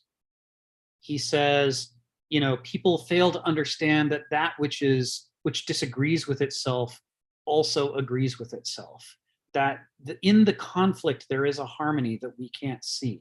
That this is the nature of nature itself, the nature of physis, the nature of the character of its expression, the way it expresses its principles, is simultaneously in conflict and harmony. And that to us seems like a contradiction, but it's actually a paradox. That the way you achieve harmony is through conflict. And it is because it's not any old conflict, it's organic conflict.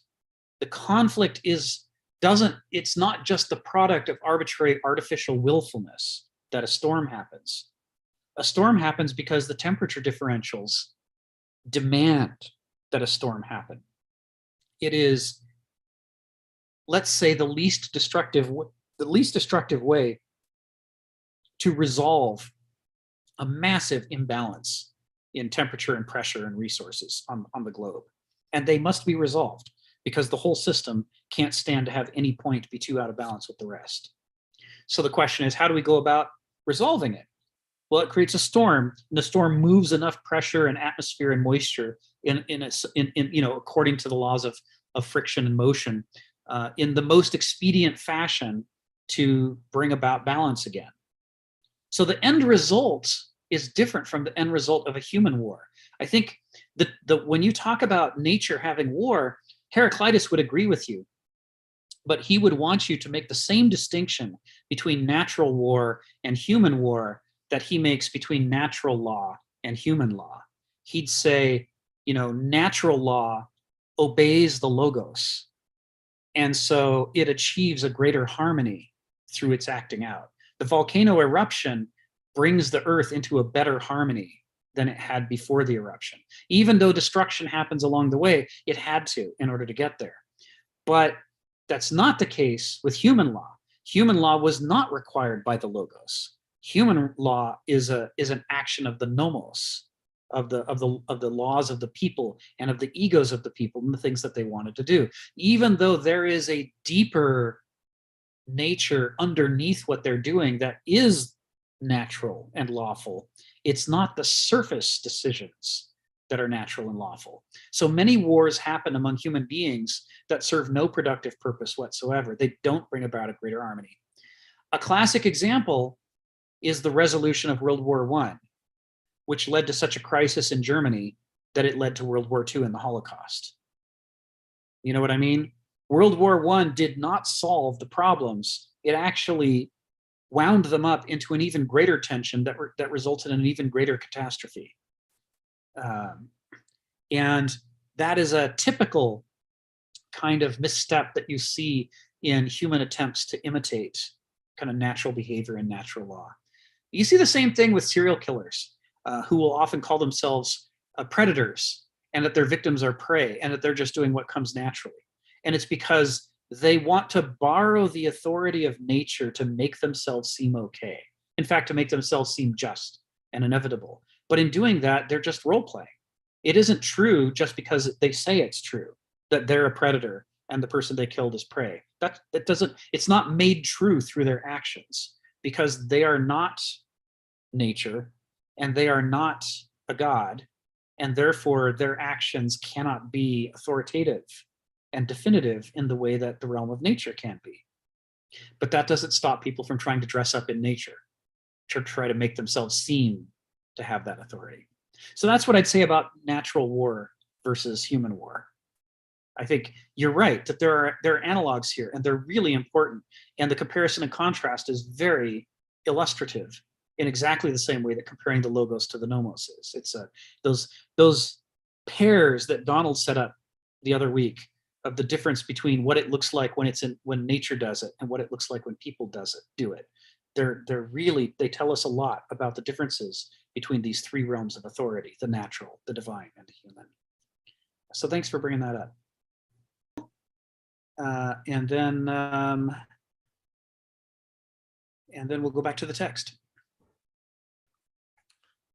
Yeah, I really want to address what Joseph asked a while ago, and that's humanism in relationship to nature. I remember having a discussion back in the early 80s with my friends, because at that time, the California condor was going extinct.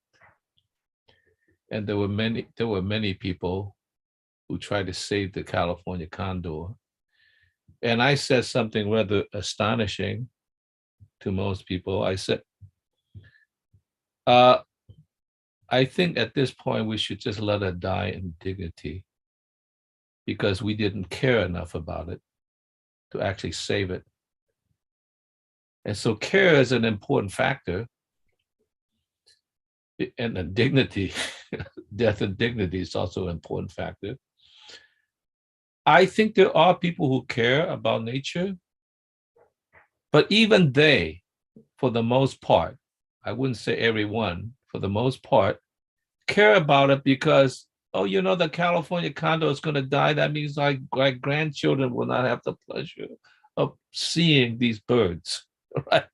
Which goes back to humanism. We don't really care about the California condor. We just want it to be there so we could go to the zoo or wherever we're going to go and say, look, you see that almost went extinct.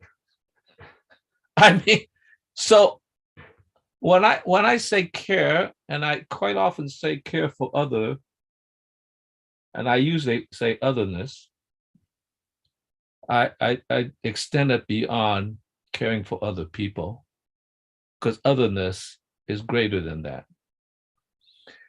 And I think that's an important factor, because without care, we do not have understanding of our responsibility to what the whole world is, the whole system it is.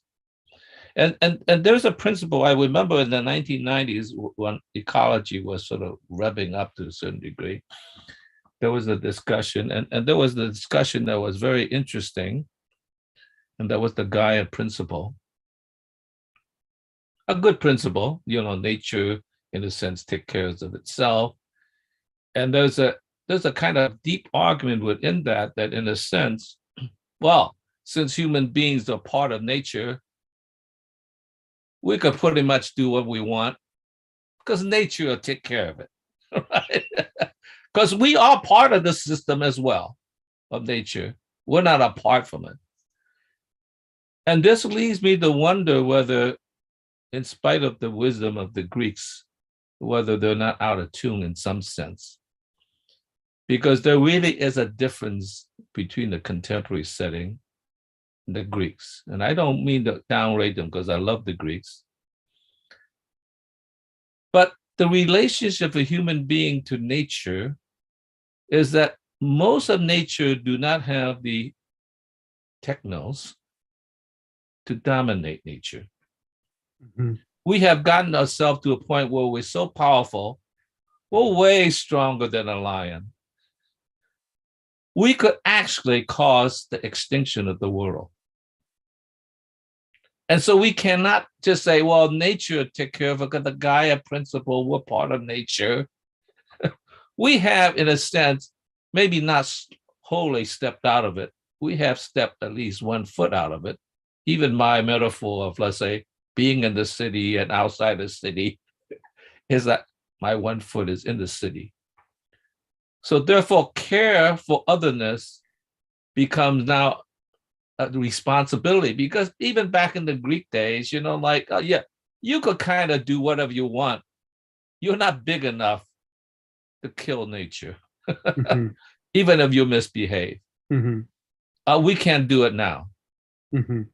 And it's like, and so that has to be embedded within our thing. Now, it doesn't mean that I could just now spend my whole life just caring for plants and caring for this and that, but I have to have some concern that this care is extended beyond, because we have unfortunately been given the gift of intellect and therefore technology that we in some sense have separated from ourselves, even to the point we'll say, oh, who cares if the world go this, we'll just go to Mars, right?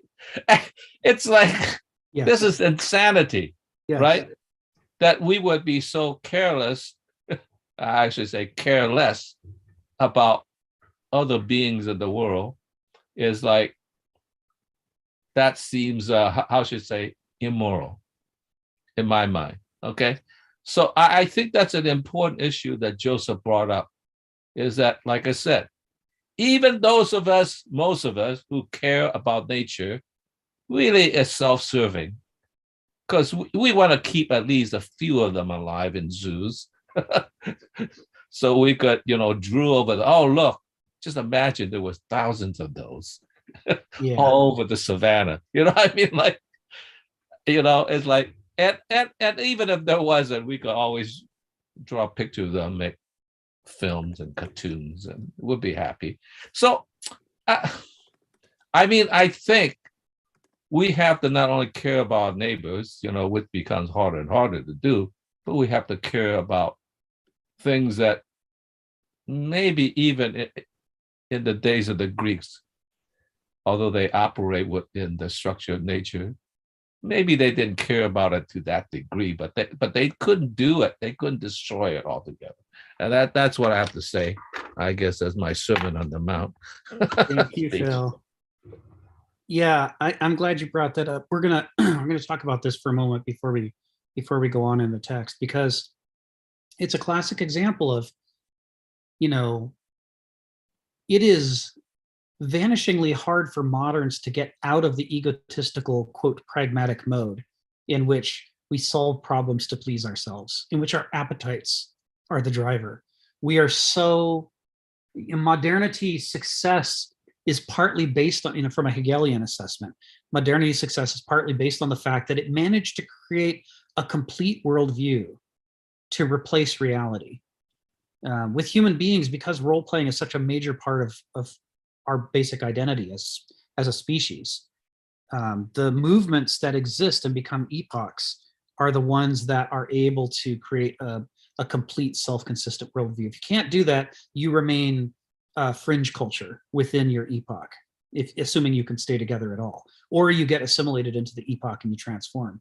But it is the ones that can seem to create a theory of everything from a cultural perspective, and that includes a value system to go with it, that rise to dominance the way medievalism did, the way that once upon a time the ancients did, and the way that we have as moderns.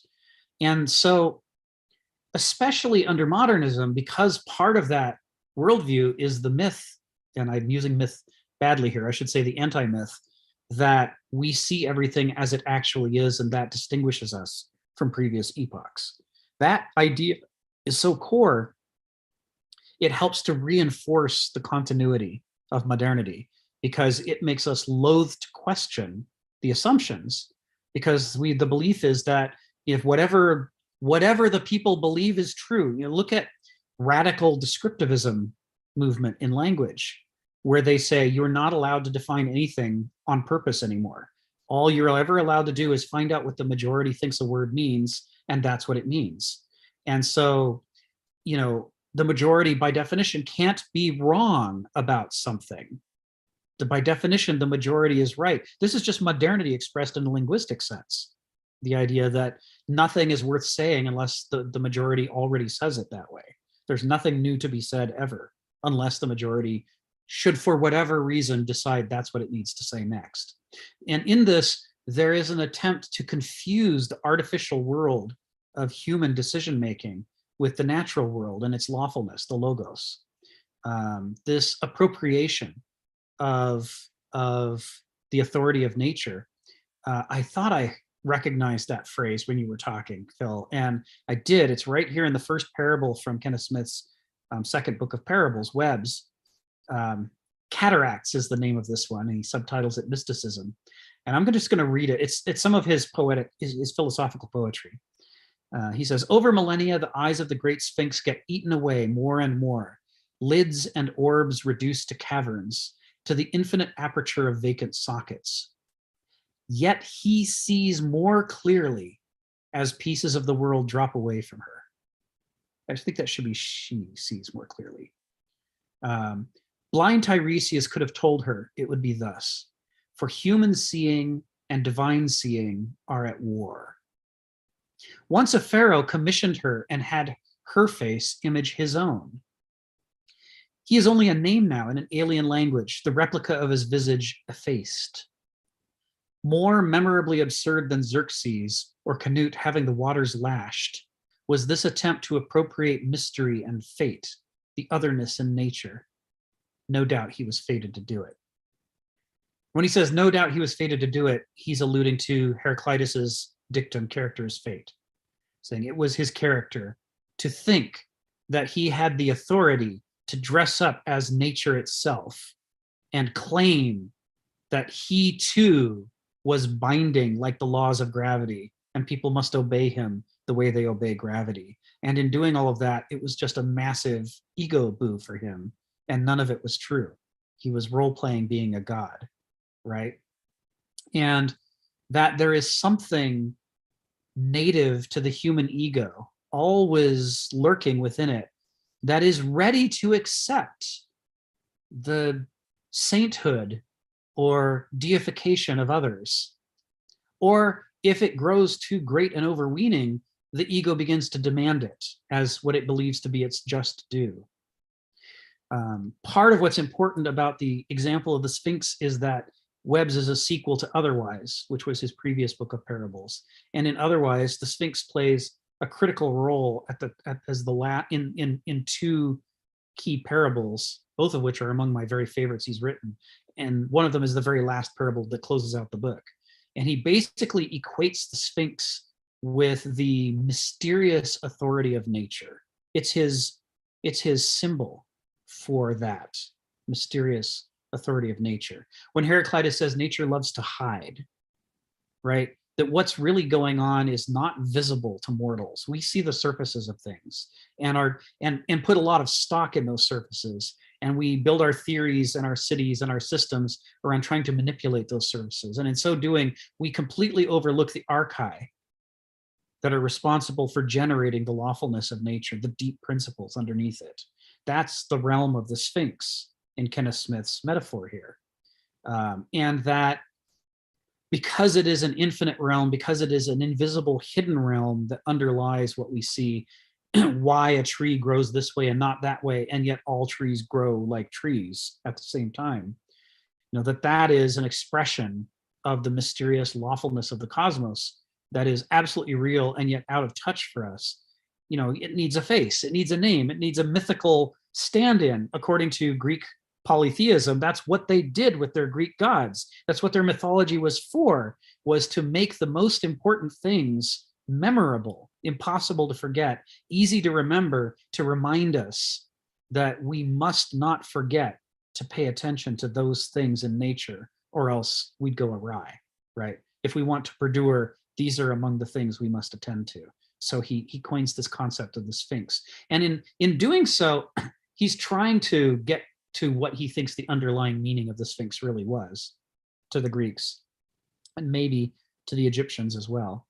And he's trying to emphasize by doing that, it's like a little kid dressing up in mommy's clothes and then trying to tell everybody in the house what to do with mommy's authority, even though nobody would mistake this 3-year-old for mommy. But the 3-year-old is convinced because the role-playing feels real, right? When Homo sapiens loves to role-play, when you are deep in the role, when it totally clicks for you, you are that person that you are acting as. Go back to the discussion we were having before we started broadcasting. It is when Shakespeare says all the worlds are stage and we're just players in it, taking our parts and our exits and our entrances. We think he's being poetic. We think he's just burning up some time to entertain us. We think he's just saying something fun. Maybe he's being deep in just sort of it's fun to be deep way. But what we cannot imagine is that he is instead, in just a few words, summing up the very core of Homo sapiens. It's not how fast we run. It's not how tall our neck is. It's not that we can fly. It's not that we can breathe water. It's that we become roles.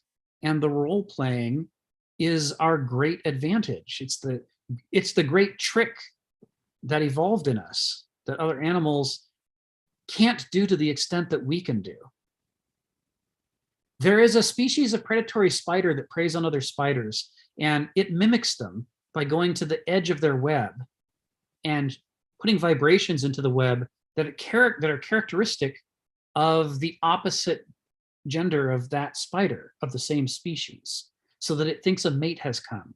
So it comes running, but instead it's this predatory spider that eats it, right? It is mimicking other spiders, but it can't mimic a bird or a fish. It can't mimic Muhammad Ali dancing around on his tiptoes, talking about stings like a bee, floats like a butterfly.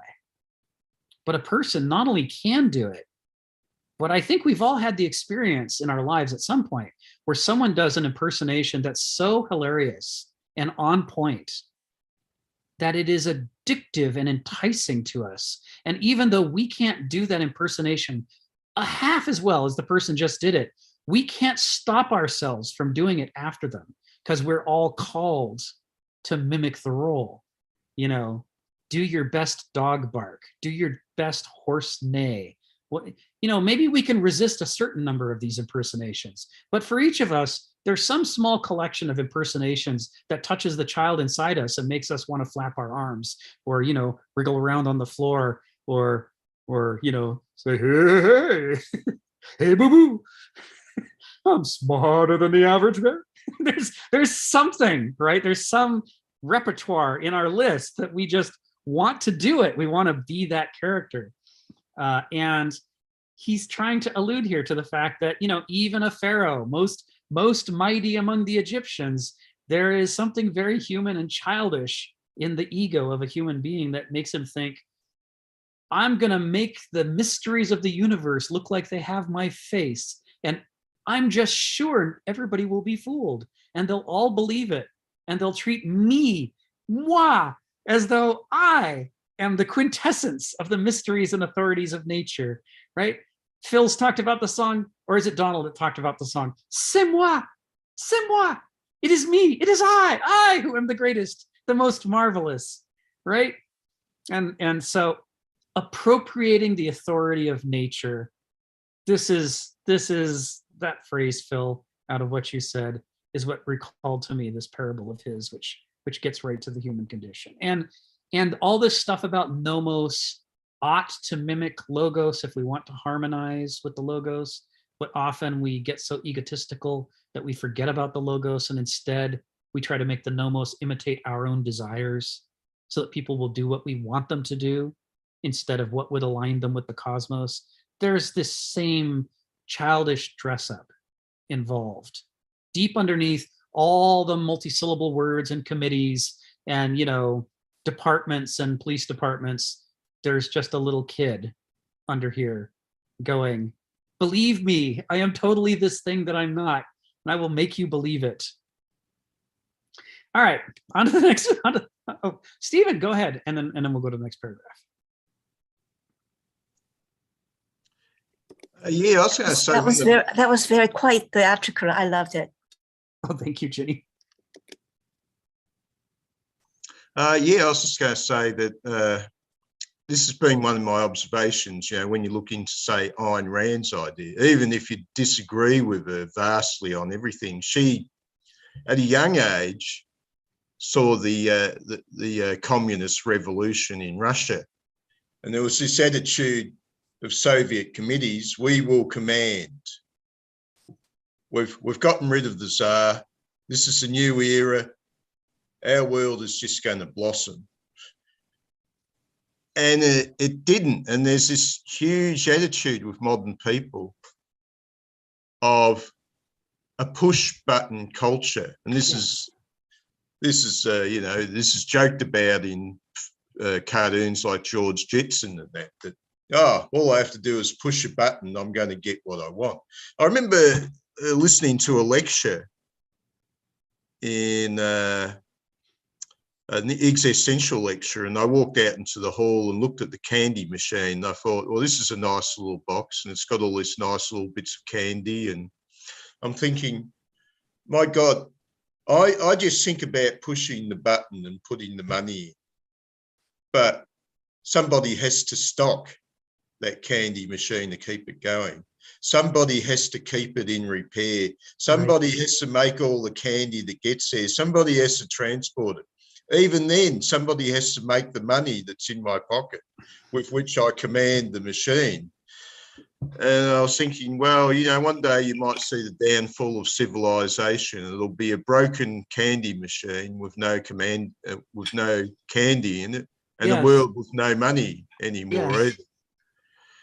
And this is a thing, you see it all the time. And this is why I gave up on socialism, that every socialist I ever came across thinks that the business world is just something that naturally grows, that the commercial business world just creates wealth, and it's that easy.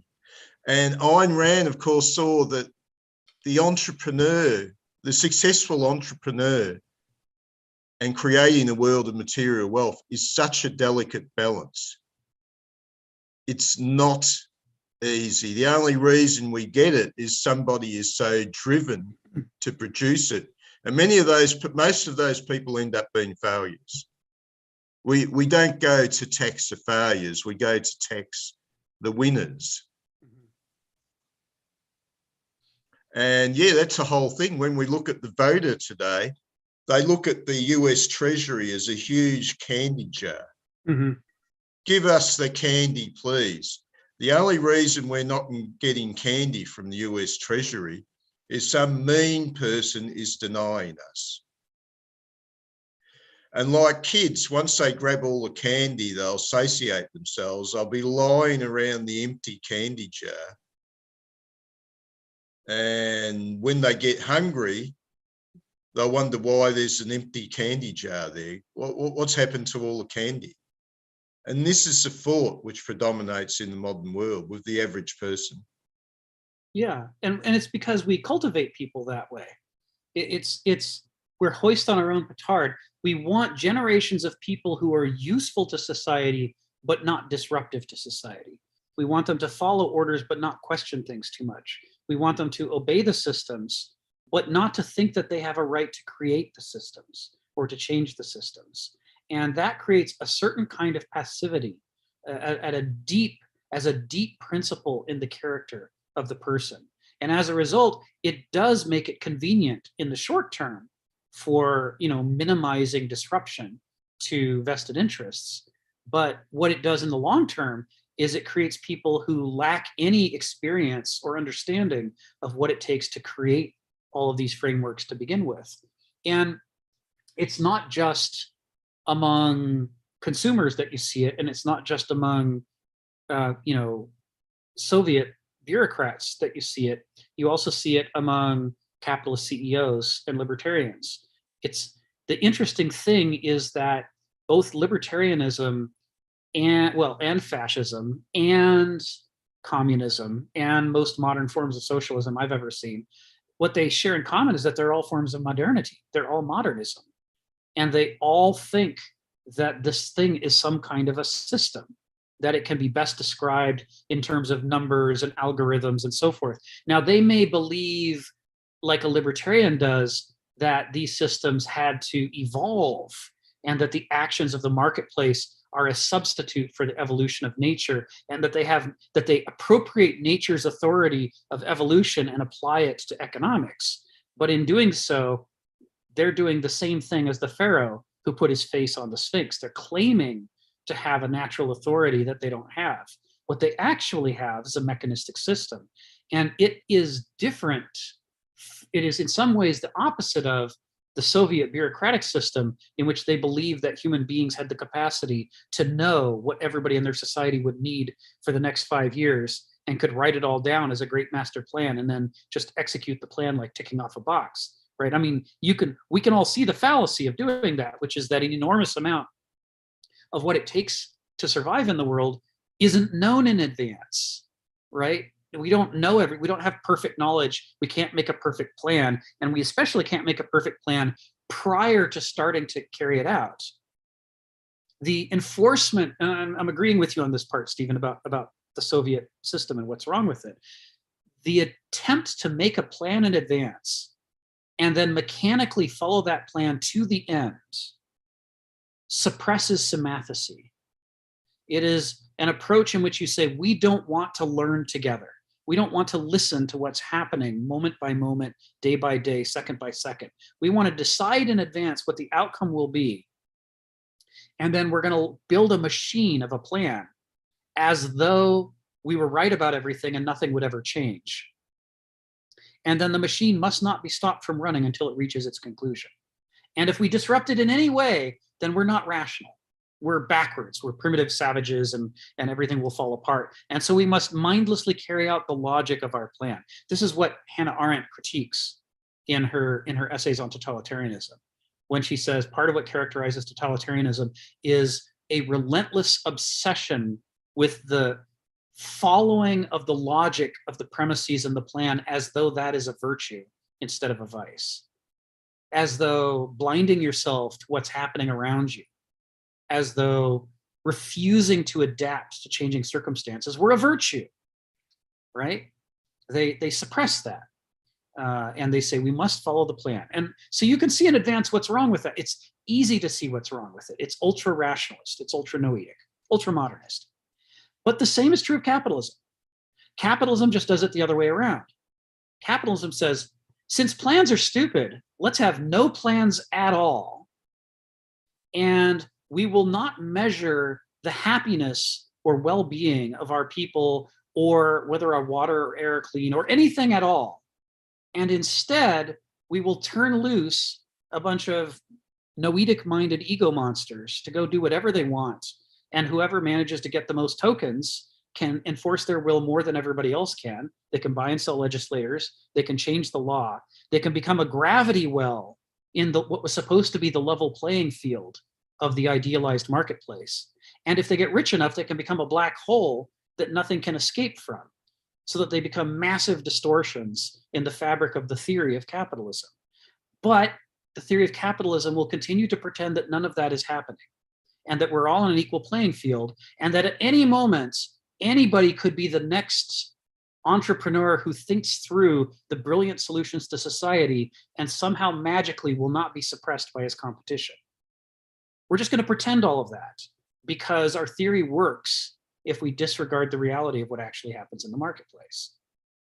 So here too, noesis is at work, an ultra radicalized form of noesis that pretends that our abstractions are reality, and that every deviation from the model, which ought to cause us to question the model, is instead an anomaly that must be ignored at all costs. This is the Achilles heel of capitalism, that all of the real problems it causes, it pretends aren't happening so that it can justify continuing. And in doing that, it's doing the same thing that the Soviet overplanners are doing. They're both ultra-noetic approaches to running an economy. One of them plans in advance, the other one doesn't plan at all.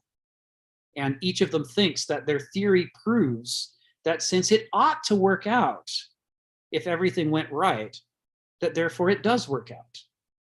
And we'll just not think too much about it. Now, this is one of the places where I make everybody upset. You know, whether somebody's on one side or the other, which most people are on these questions, one or the other isn't going to want to hear that they are symptoms, that their model, their favorite models and their favorite theories are symptoms of modernity, that it is just ultra-Apollonian noesis at work. The truth is, none of us knows how to run an economy. This part, the libertarians have right.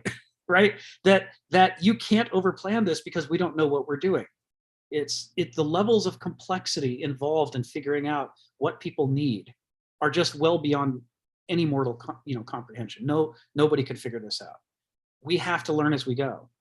And this is one of the places where, a free market, if it can be kept as a free market, whatever its other weaknesses, it does have the ability to, create openings for people to innovate.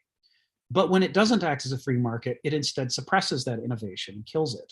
which, I've been in a number of industries where for decades now, where I've been able to watch close hand, not only that it happens, but I could write books about exactly how and why it happens, and how there are entire layers in the US economy that consist only of companies that watch the layer under them for innovation and kill it. And that's all they do full time, and they profit off of it.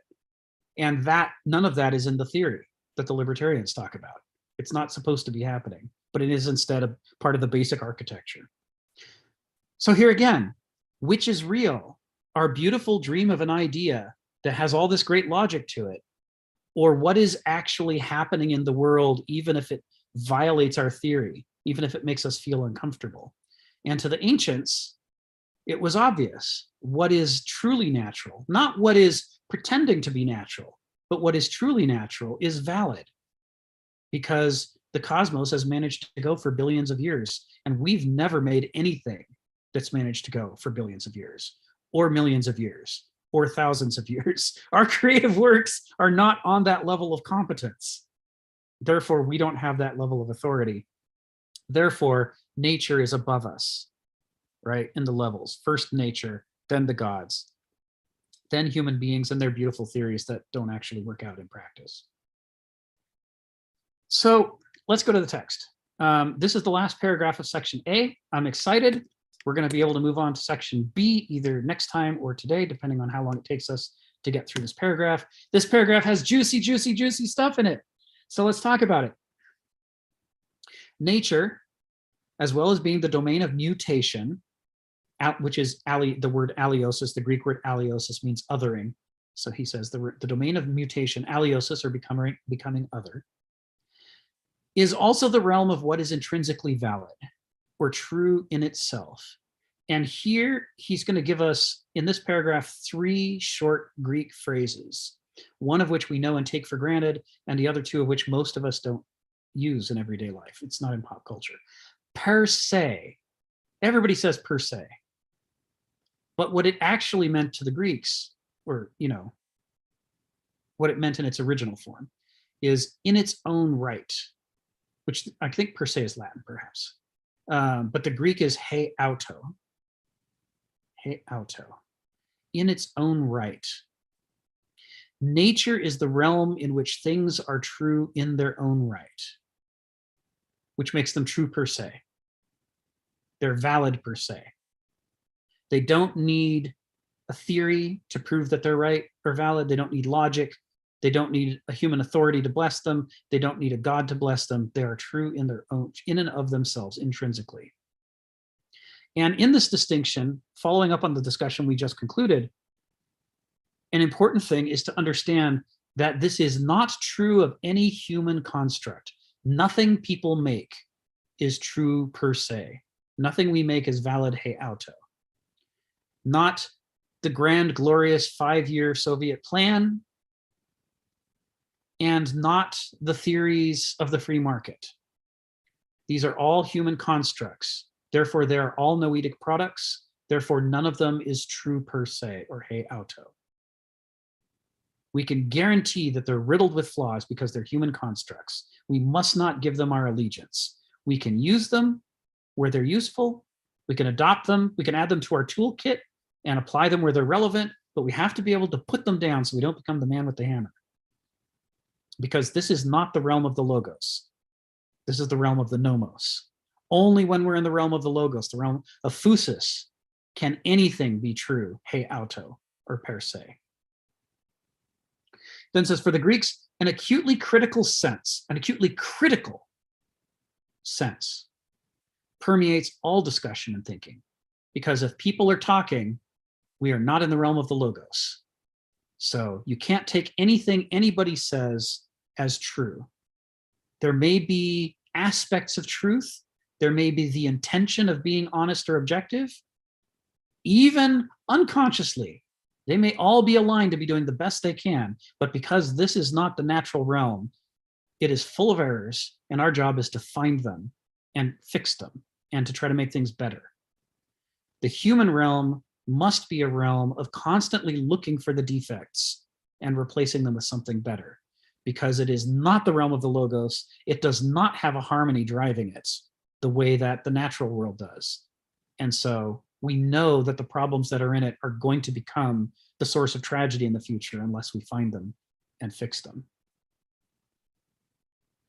A contrast between things true only by convention or human agreement, artifacts of custom, language, laws, which we were talking about before, and those true in and of themselves. That's what we were talking about previously. But here's the next phrase we need. Katafuse, according to nature. Another phrase of singularly Greek resonance, katafuse. Aristotle uses this phrase all the time. Man by nature desires to know. By nature, man is a political animal. Aristotle is constantly saying katafuse, according to nature. And that's lost in the translations into English. When he says man by nature desires to know, we think he's just saying it's something people like to do. It's a habit they have. It's their personality. And he's not saying anything of the sort. He's saying, if we want to talk about what makes human beings tick, we shouldn't be listening to other people tell us what makes people tick. We should be studying human nature and character, because the things that are part of their actual character, not just their preferences or their wants or their formal agreements, but their actual nature underlying that, that is the only place we're going to be able to find a bedrock of authority from which we can begin to develop a theory of what a human being is, or how a polis should be run, or how you should do an economy. Aristotle constantly wants to take us back to katafuse, according to nature, because among the Greeks, that trumps all other considerations. It cuts through the bullshit. That's your scissor for the red tape. You tell a Greek that, yeah, okay, we know that by convention we do this, but katafuse, X, then the Greeks all have to turn and look at X and consider, do they agree that that's according to nature? Because if it is, what you just said has more authority than all the things that contradict it.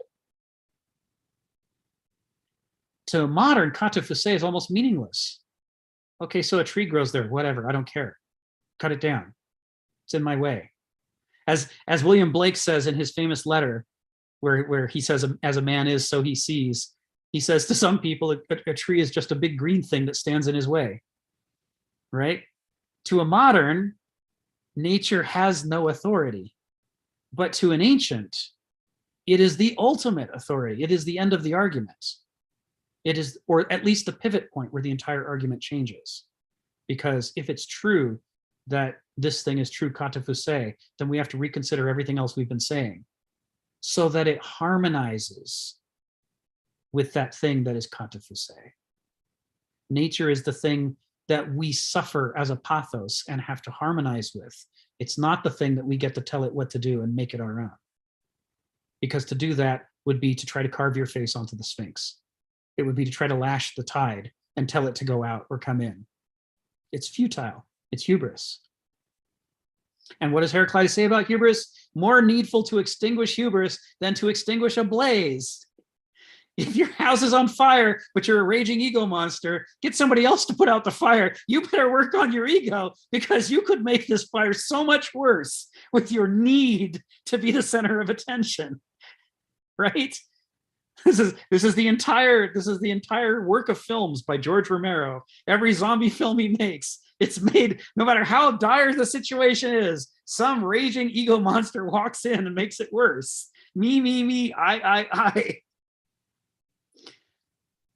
And his final sentence in part A, the authority of nature sets the standard of truth or objectivity. The authority of nature sets the standard of truth or objectivity.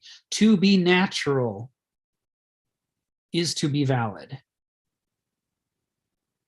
So this is the first section where Kenneth tries to talk about the Greeks. And you can, once you see it, you can see why he's focusing on this first. Because if we don't understand this affects everything. Epistemology, ontology, axiology, politics, you name it, economics, any other thing we try to talk about that the ancients write about. If we don't know this is how they see the source of truth and the nature of existence, we're going to misread every other subject. And that is how most people translate the Greeks. They misread all of the subjects. They read the Greeks and they say, if I were Greek, no, that isn't the right way to say it. If I were writing this book and I had a Greek name and I imagined myself living back then, but I'm pretty much me with all my value system and my worldview, what would I have meant when I wrote this sentence? And they might say, well, I made an academic career out of studying changes in the words over time and who knew what and who said what. And I happen to know, noetically, I have learned that, when in Athens they use this word, they mean seems. But in Ephesus, when they use this word, they mean, appears. And so in my translation, I won't use the word seems, I'll use the word appears. And this is the manifestation of my understanding, my rigorous knowledge. It allows me to make these fine distinctions. But nowhere in this do we find them ever introducing by saying, before you read Oedipus, we have to tell you something about how the Greeks saw the world and what they thought it meant to exist at all, or to know something at all. Because if you don't know these things, you're going to misunderstand every single thing that happens in this play. You're going to think that Oedipus is some modern dude who happens to be living 2,500 years ago and making certain kinds of mistakes. You're going to think this is a play about how gross it is to kill your dad and sleep with your mom and poke your eyes out. You're going to think that's the point of the play, because that would be a modernist preoccupation. And you're not going to understand that this is a play about the nature of the man and how, no matter how he thinks and no matter how he acts, it is always a manifestation of his nature, which he doesn't know about. He thinks he has a different nature than he actually has. And that's why his actions and his decision-making have different consequences than he thinks he does. And that the delta between the two is so great. It's not some fine point of detail, like seems versus appears. It's so great that the man he killed, who he thought was his enemy, was actually his very own dad, who would have been his best friend. And the woman who he thought was a stranger, who he could marry and have children with, was instead his very own mother, who of all the people in the world he should not have married. That's how wrong his understanding of his character led him. And if it could do that to him, it could do that to us. And instead of Oedipus being a weirdo who has some complex, like Freud put it later, Oedipus is every man. He is the human condition in which the things that we don't know about ourselves set us up for tragedy, not only despite our best efforts, but through our best efforts. They become the enactment of the tragedy. And that's the human condition. And that's why we have to know ourselves. We're not going to get that stuff out of Oedipus if we don't know these basic things about how the Greeks saw the world. But we can't know those things about how the Greeks saw the world, mostly because most people as moderns are incapable of getting out of their modernist labyrinth to think like a Greek. So they can't read like a Greek. It's just not within the realm of experience that they've ever had. And this is how a labyrinth works on us. Everything seems to make sense to us. We read Oedipus and we think we know what's going on, but we're wrong about everything. We get all the details right. Okay, yeah, his name is Oedipus and he's standing here and now he's sitting on a throne. All those details are right. And the meaning of it we get completely wrong because we don't know why anything is happening. Donald, go ahead. Except for Phil, I rarely recommend the reading of Heidegger. It's like lashing yourself, or something. But one thing that Heidegger does very well is he has a lot of brief essays on translating things to Greek. They're often not long, and they're surprisingly clear because he goes back to Greek words, kind of pairs them up on their roots with German roots and creates these German neologisms. Right. Which, if the translator from German to English is careful, produces words, understandable English words, new words often, yes, that carry the Greek meaning and carry it better than the sort of translations of Greek from the Latin that we normally get, Right. or whatever, or at least causes us to pause. And I don't have at hand, it's been years since I've done Heidegger reading, some of them, but I do think back on Heidegger and say, he can teach you to read the Greeks. He was very interested in recovering what they said and took it very seriously. Yeah. And did it very well. And, Dasein is that being for whom its big B being is a question for itself.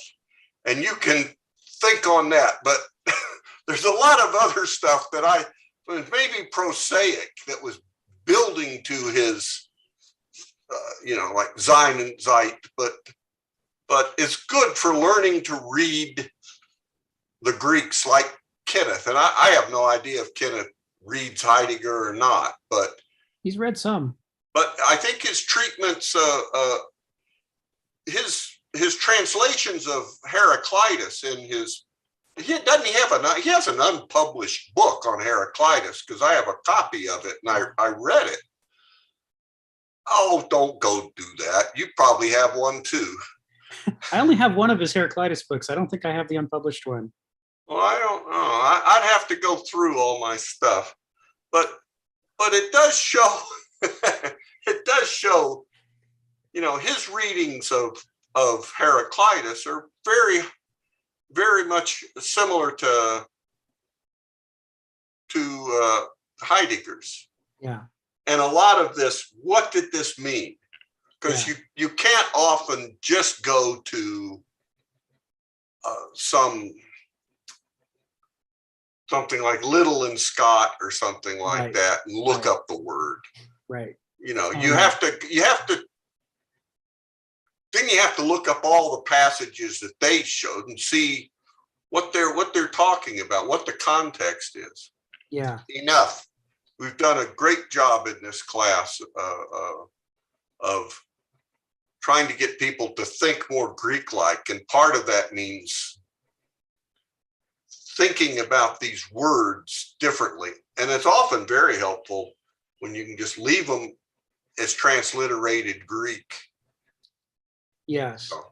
I wish translators of the Greeks into English would be willing not to translate everything into English, but instead to translate all the easy stuff into English, but then to teach a vocabulary of Greek terms for which there really isn't an equivalent.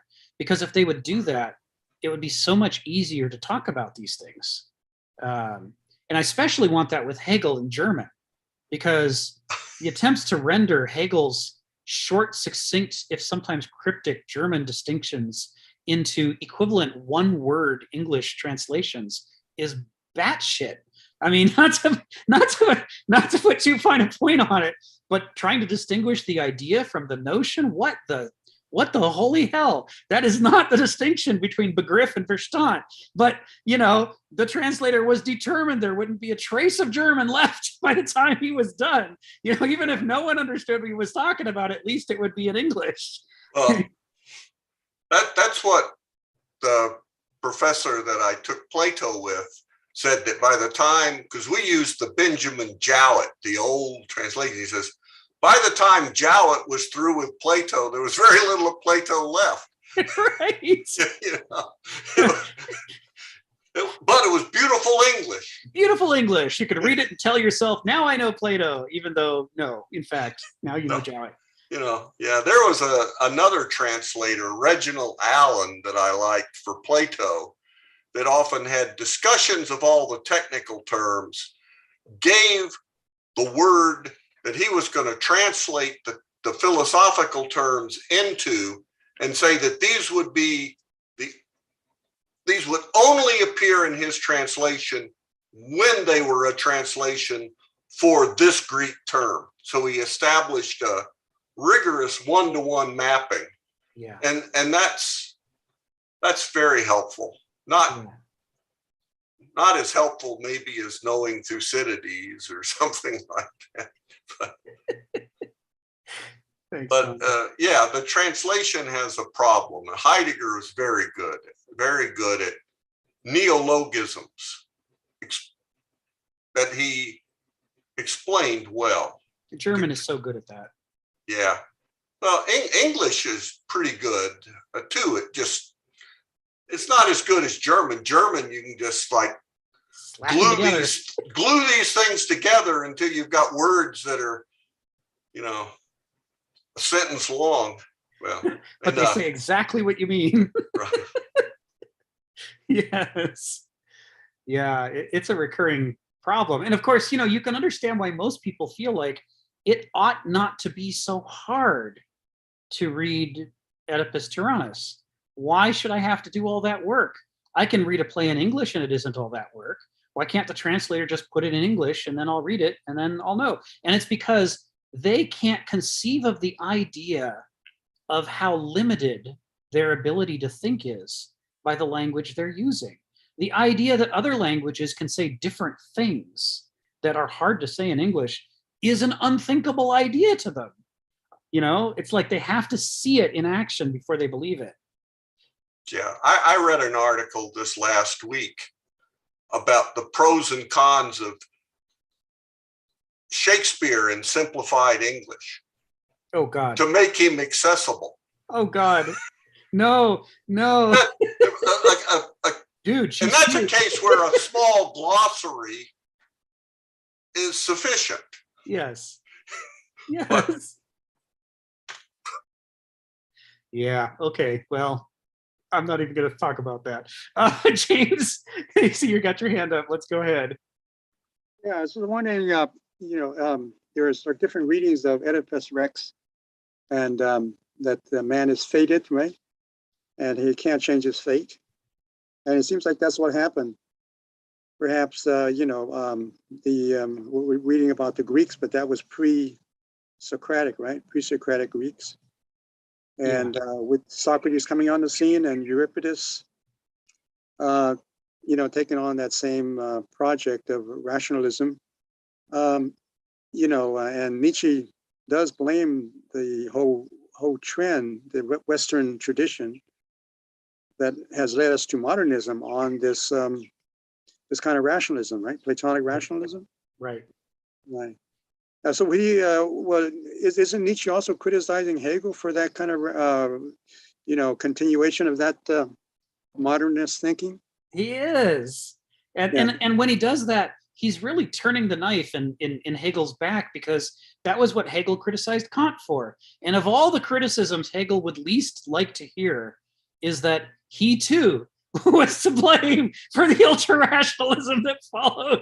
I mean, talk about someone spinning in his grave. Somebody hook up some magnets and wires. Let's get some electricity out of this guy. Yeah. He's like a dynamo they're spinning, going, no, Nietzsche, no, it can't be me. It can't be my fault. Yeah, good points, James.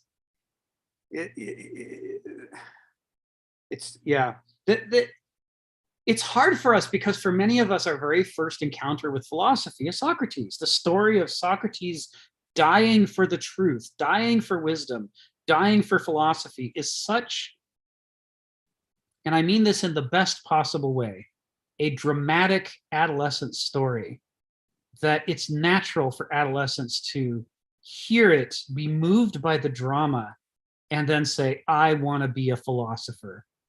If he can do it, I want to do it. Now that I know it's possible, I want to fight for wisdom and be the social gadfly and bring truth to the masses. And I mean, I went through that stage when I was a teenager. I don't mean to dismiss it by calling it adolescent, because it's hugely inspirational. And the fact that adolescents can be inspired more easily than cynical, self-satisfied adults is a good thing. I mean, it's great, right? It's many wonderful things happen in life as a result of that. And so it makes it hard. The very first time I read one of Kenneth Smith's critiques that said, well, now that you're into philosophy safely, let me tell you a little truth about our boy Socrates and his responsibilities for the sophists and ultra-rationalism and the Holocaust and, thousands of years of that ultra-Apollonianism. My first reaction was, no, God, no. They say It's not so. That's horrible. I didn't want to hear any of that. He's our hero. But we're all human and mortal and flawed, and that even includes Socrates. Sorry, Joseph, I just killed your hero in your dreams. Yeah, it's Xenophanes' critique as opposed to Plato's apology. I don't know if you've ever read Xenophanes' critique of the trial of Socrates, but he says, contrary to the way Plato wrote it, he says he thinks the Athenians didn't even want to kill Socrates because all he had to do was say, oops, my bad. And he knew it, and they knew it, and it was that easy. And it wasn't like saying, I'm not a philosopher and I don't believe in wisdom. It was just like, okay, maybe I did get a little enthusiastic and trample, some core concept of the gods, which is the one thing binding the Greeks together and keeping them from killing each other in a civil war. They're like, that's the third rail. Don't touch that or we're all going to kill each other. So, please don't do that. He could have easily said, yeah, okay, my bad. But he chose not to. And Xenophanes writes about, well, why would he not do that? What was he up to?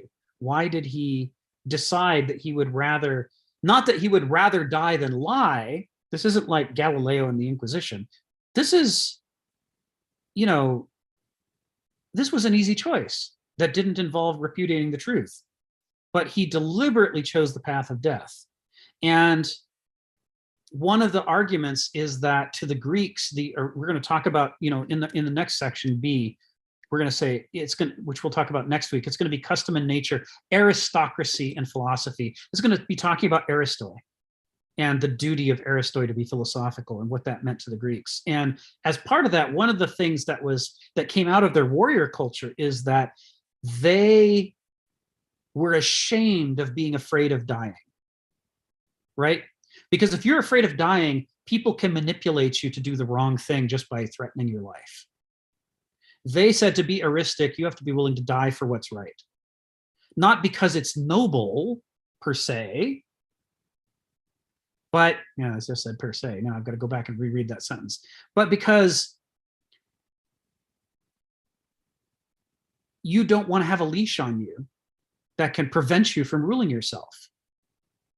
And if your fear of mortality, if you're so afraid of dying, then that's the leash that people will wield to turn you into a slave, to make you do what they want. And so they used to like to do gratuitous displays of courage. It's something you can read about here and there in the Greeks. It doesn't get talked about as much anymore, but it was like a fad. There was a guy who killed himself. He's in the Chronicles. There was a guy who killed himself just to prove he wasn't afraid to do it. And it was a big spectacle. The Greeks were all watching. It's like, wow, I guess that guy's an Aristos. He's just totally not afraid. Or an idiot. I'm not sure which, but it's often hard to tell them apart. Aristoi are always weird. And there's some reasons Xenophanes and maybe Kenneth Smith think maybe there's some reason to think that the ultimate reason why Socrates chose to die was just to prove that he's an Aristos and that he's not afraid of death. And that even if it's a little thing, especially if it's a little thing and there's nothing at stake, he would still choose death, because that's how committed he was to the eristic life. Gratuitously committed, to the point that he would be willing to sacrifice all the things he could have done later in order to take this moment to deliver an object lesson about why Aristoi shouldn't fear death. There are worse things than dying. Even if this isn't one of them, you should still prove that you don't care. I think he went a little overboard, but the general principle holds. So Stephen, then Ginny, and then Phil, and then we'll wrap for today. So go ahead, Stephen. So I'll probably drive David Riol mad with this one, but in my imaginary past lives, where I was this barbarian that went into the Roman Empire for a bit of a tour in the 5th century, the Romans were looking for good fighting men, and we'd help them out fighting some Huns. So they gave us like these documents that gave us safe passage through the empire, and we're just wandering around and getting supplies and doing the tourism thing. We got to Egypt, and we're looking at everything the Romans created. Like, I came from a place where the biggest dung heap was the object of pride. Yes. And I thought, my God, what these Romans have built. But nevertheless, I thought my people can imitate this. We'll be able to do this, and kept on wandering around. We came to the Nile and we went down Egypt, and the Romans said, "Oh, I want to show you this, the pyramids." So we go there and then, we can't top that. It's like, it's the ultimate pinball score. You figure, oh, I'm going to be the best pinball player out. And then you looked at the Sphinx and you're thinking, what are you laughing at? And this is the thing, the feeling the Romans had lost the ability to feel, is that they'd become so used to it. For me, it was new. It was a shock. Right. And when I looked at the Sphinx, I saw all this and I figure, to win, I would have to destroy this because I'll never be able to equal it. When I saw the Sphinx, I hated it. It was a product of another race who I thought was inferior. Yes. I thought, who are these skinny little men, the Egyptians? They're not like me. Like I'm sort of like Conan the Barbarian. I'm bigger and better. And I thought these skinny little people built something I could never equal. I have to destroy it if I'm going to succeed. Yes. Yes. The classic story, whether it's true or not, of Napoleon's soldiers shooting off the nose of the Sphinx out of modernist contempt for the past. They said, we don't need mystery anymore. We're a rationalist people, and there's no place in it for you and your kind, which, certainly sits with, it's consistent with the fad of the day, in revolutionary France, that everything now, there would be no more tradition. It would only be rational decision-making about how we tell time and how we address each other and every other last thing. And so, pshaw, I thumb my nose at the mysteries of the past because now we're the enlightened age. Have to destroy it in order to replace it. Thanks for that. Ginny, I think you were on before Phil, and then your hand went down, and you put it up. Yeah, I know. I put it down, and then I thought, no, I would bring it. Let's go ahead and call on you before Phil, because okay. Well, one, I have to still think that Greeks were so evolved at that point. It's like, it almost feels as though God said, okay, let's give some really few wise people for this period of time in Greece. And then God said, okay, that's it, well, that's done. And that's okay. They've made huge contributions to mankind, and let's move on. My next question, or my comment, is when you were talking about you were enlightened by reading philosophy at age, something about teenagers, So were you like 12 years old, 13? Oh, what you were talking about yourself clearly, right? Yeah, so that's what I was reading. Ask you how old you were when that enlightenment happened to you? Oh, I don't know if anybody's enlightened, but I first fell in love with philosophy around ages 12, 13, 14. So yeah, I've been exposed to stuff. Yeah, who else? I mean, what other person who is who's exposed to philosophy at age 12, 13 and bing bang, I don't know of anybody. So I think you're of different species, Rick.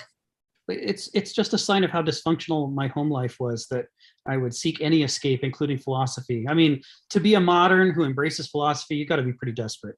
It ain't right. It ain't normal. I'm supposed to, I think it's just amazing, just totally amazing. That's me. God, Joseph.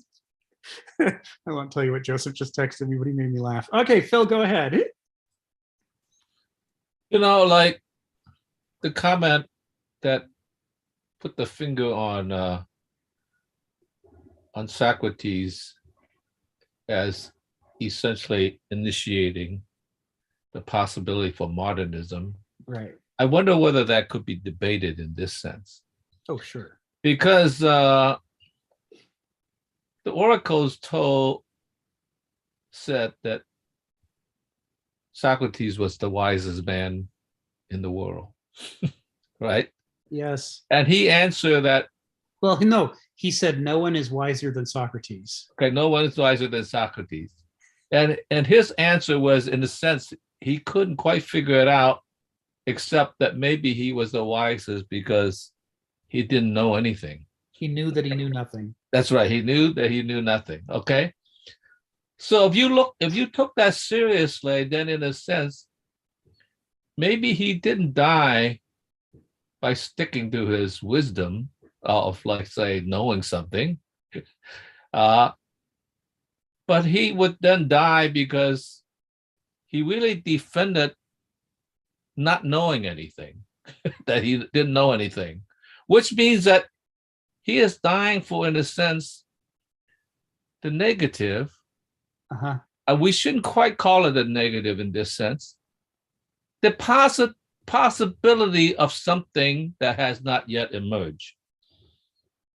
I mean, that's a whole different perspective than the fact that he was the sponsor of what sophistry, right? Right. Because that was merely a play in the present, but he knew deep down he didn't know anything, neither did anybody else. So in some sense, that's a that's a very interesting answer, because in some way that really in some small way connects it to Lao Tzu, Yeah. the Tao, right? Yeah, that's right. That which can be named is not the eternal Tao, right? Yeah. In some sense, so in a funny way, you could really argue that he died for the mysteries. Yeah. Right? I mean, which is completely different. You can flip that around. You can invert it. That's right. It's like, okay, in many ways, I kind of find Heidegger, at least in part, somewhat sympathetic to that, right? Right. Because it's the potentiality of the openness of the open. Yes. Which is very different than, let's close it down, we already know it. Right. So that seems like a very interesting possibility. Yeah, it is. Similar to Cézanne not painting the part that he didn't want to paint. Yeah. In a funny way. So I just thought I would throw that in. Not that Thank I you have for the that. answer, but Yeah, nonetheless, that's an interesting interpretation. Yeah, the really interesting moments in history can bear multiple interpretations, right? That part of what makes them classics is that there's depth to them and there's different ways to read them. Let me add, just to close out, a third reading, and that is the time that we identify as the great age of philosophy, of Greek philosophy, in hindsight is after the great age of philosophy.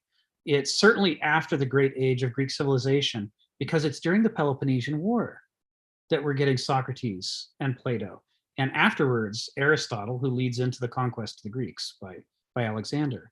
And what we're seeing here is something has already gone wrong in what kept them together. It's all falling apart. And all of these people are writing at a time when they can see that it's all falling apart. And they may not know yet that it's doomed, but they know it's going the wrong way, and they're trying to fix that. And so one way to read Socrates and some of these others is that they were certainly, by this point, part of what's going wrong is that it's not really Socrates's fault. As fun as it is to scapegoat a gadfly, right? That's what a gadfly expects. As fun as it is to scapegoat a gadfly, in truth, Socrates isn't ushering in sophistry, but rather ultra-Apollonianism has been on the rise for a century. Even in the time of Heraclitus, like, hundreds of years before, he's already talking about the problems with people who are getting all their understanding from education or from learning or from other people's opinions. We're spending too much time thinking and not enough time experiencing. He sees an imbalance and he critiques it hard. That's why he keeps stressing gnosis instead of noesis.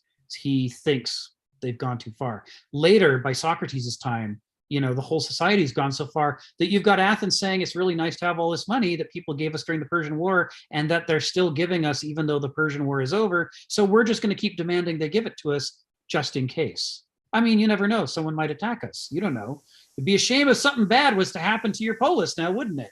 I mean, there's a mob mentality. There is a venal calculation that's going on in Athens, and many Athenians don't like it, but they can't figure out how to stop it. And so you could see these lurches into writing down philosophy or giving one's life for wisdom as attempts to set an example that you thought would slap some sense into your fellow citizens.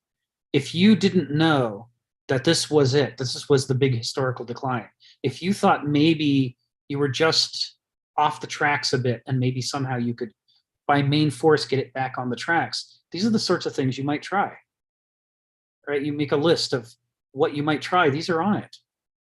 So it could be that Socrates thought it might help set an example that would change the Athenians around and get them to go the other. It would help them remember what they used to stand for and make them want to stand for it again. I don't know. There's a lot of ways to read it. Joseph was considering adding something, and then he put his hand back down. Does he want to say what it was? Yeah, no, I was just going to make a bit really quick, just to let Phil know, because I never see him in other meetups anymore, that we closed our Dao De Jing. We meet up, or not closed it, finished the Dao De Jing. And universally, everybody said one of the things that they missed was Phil. Out of that everybody, it was like, and they said, anybody have any regrets? And they're like, well, Phil never came back. So I just want to leave them with a little bit of guilt for not returning to back. Or praise. Yeah, I guess you can take it like that. I really like you, Phil. Yeah, they really did. I have my reasons, believe me. Okay. So, but I'm just saying. All right. Thanks for that, Joseph. All right, well, let's wrap up here. And that way, next week, we can start with section B. We will be talking about custom and nature, aristocracy and philosophy. Ooh, this starts to get the good stuff. Yeah. All this was just the prerequisites to get into their critiques of axiology and culture. So thank you, Well, Rick, thanks a as lot. always. It was very This was good. entertaining. Yeah. thank you.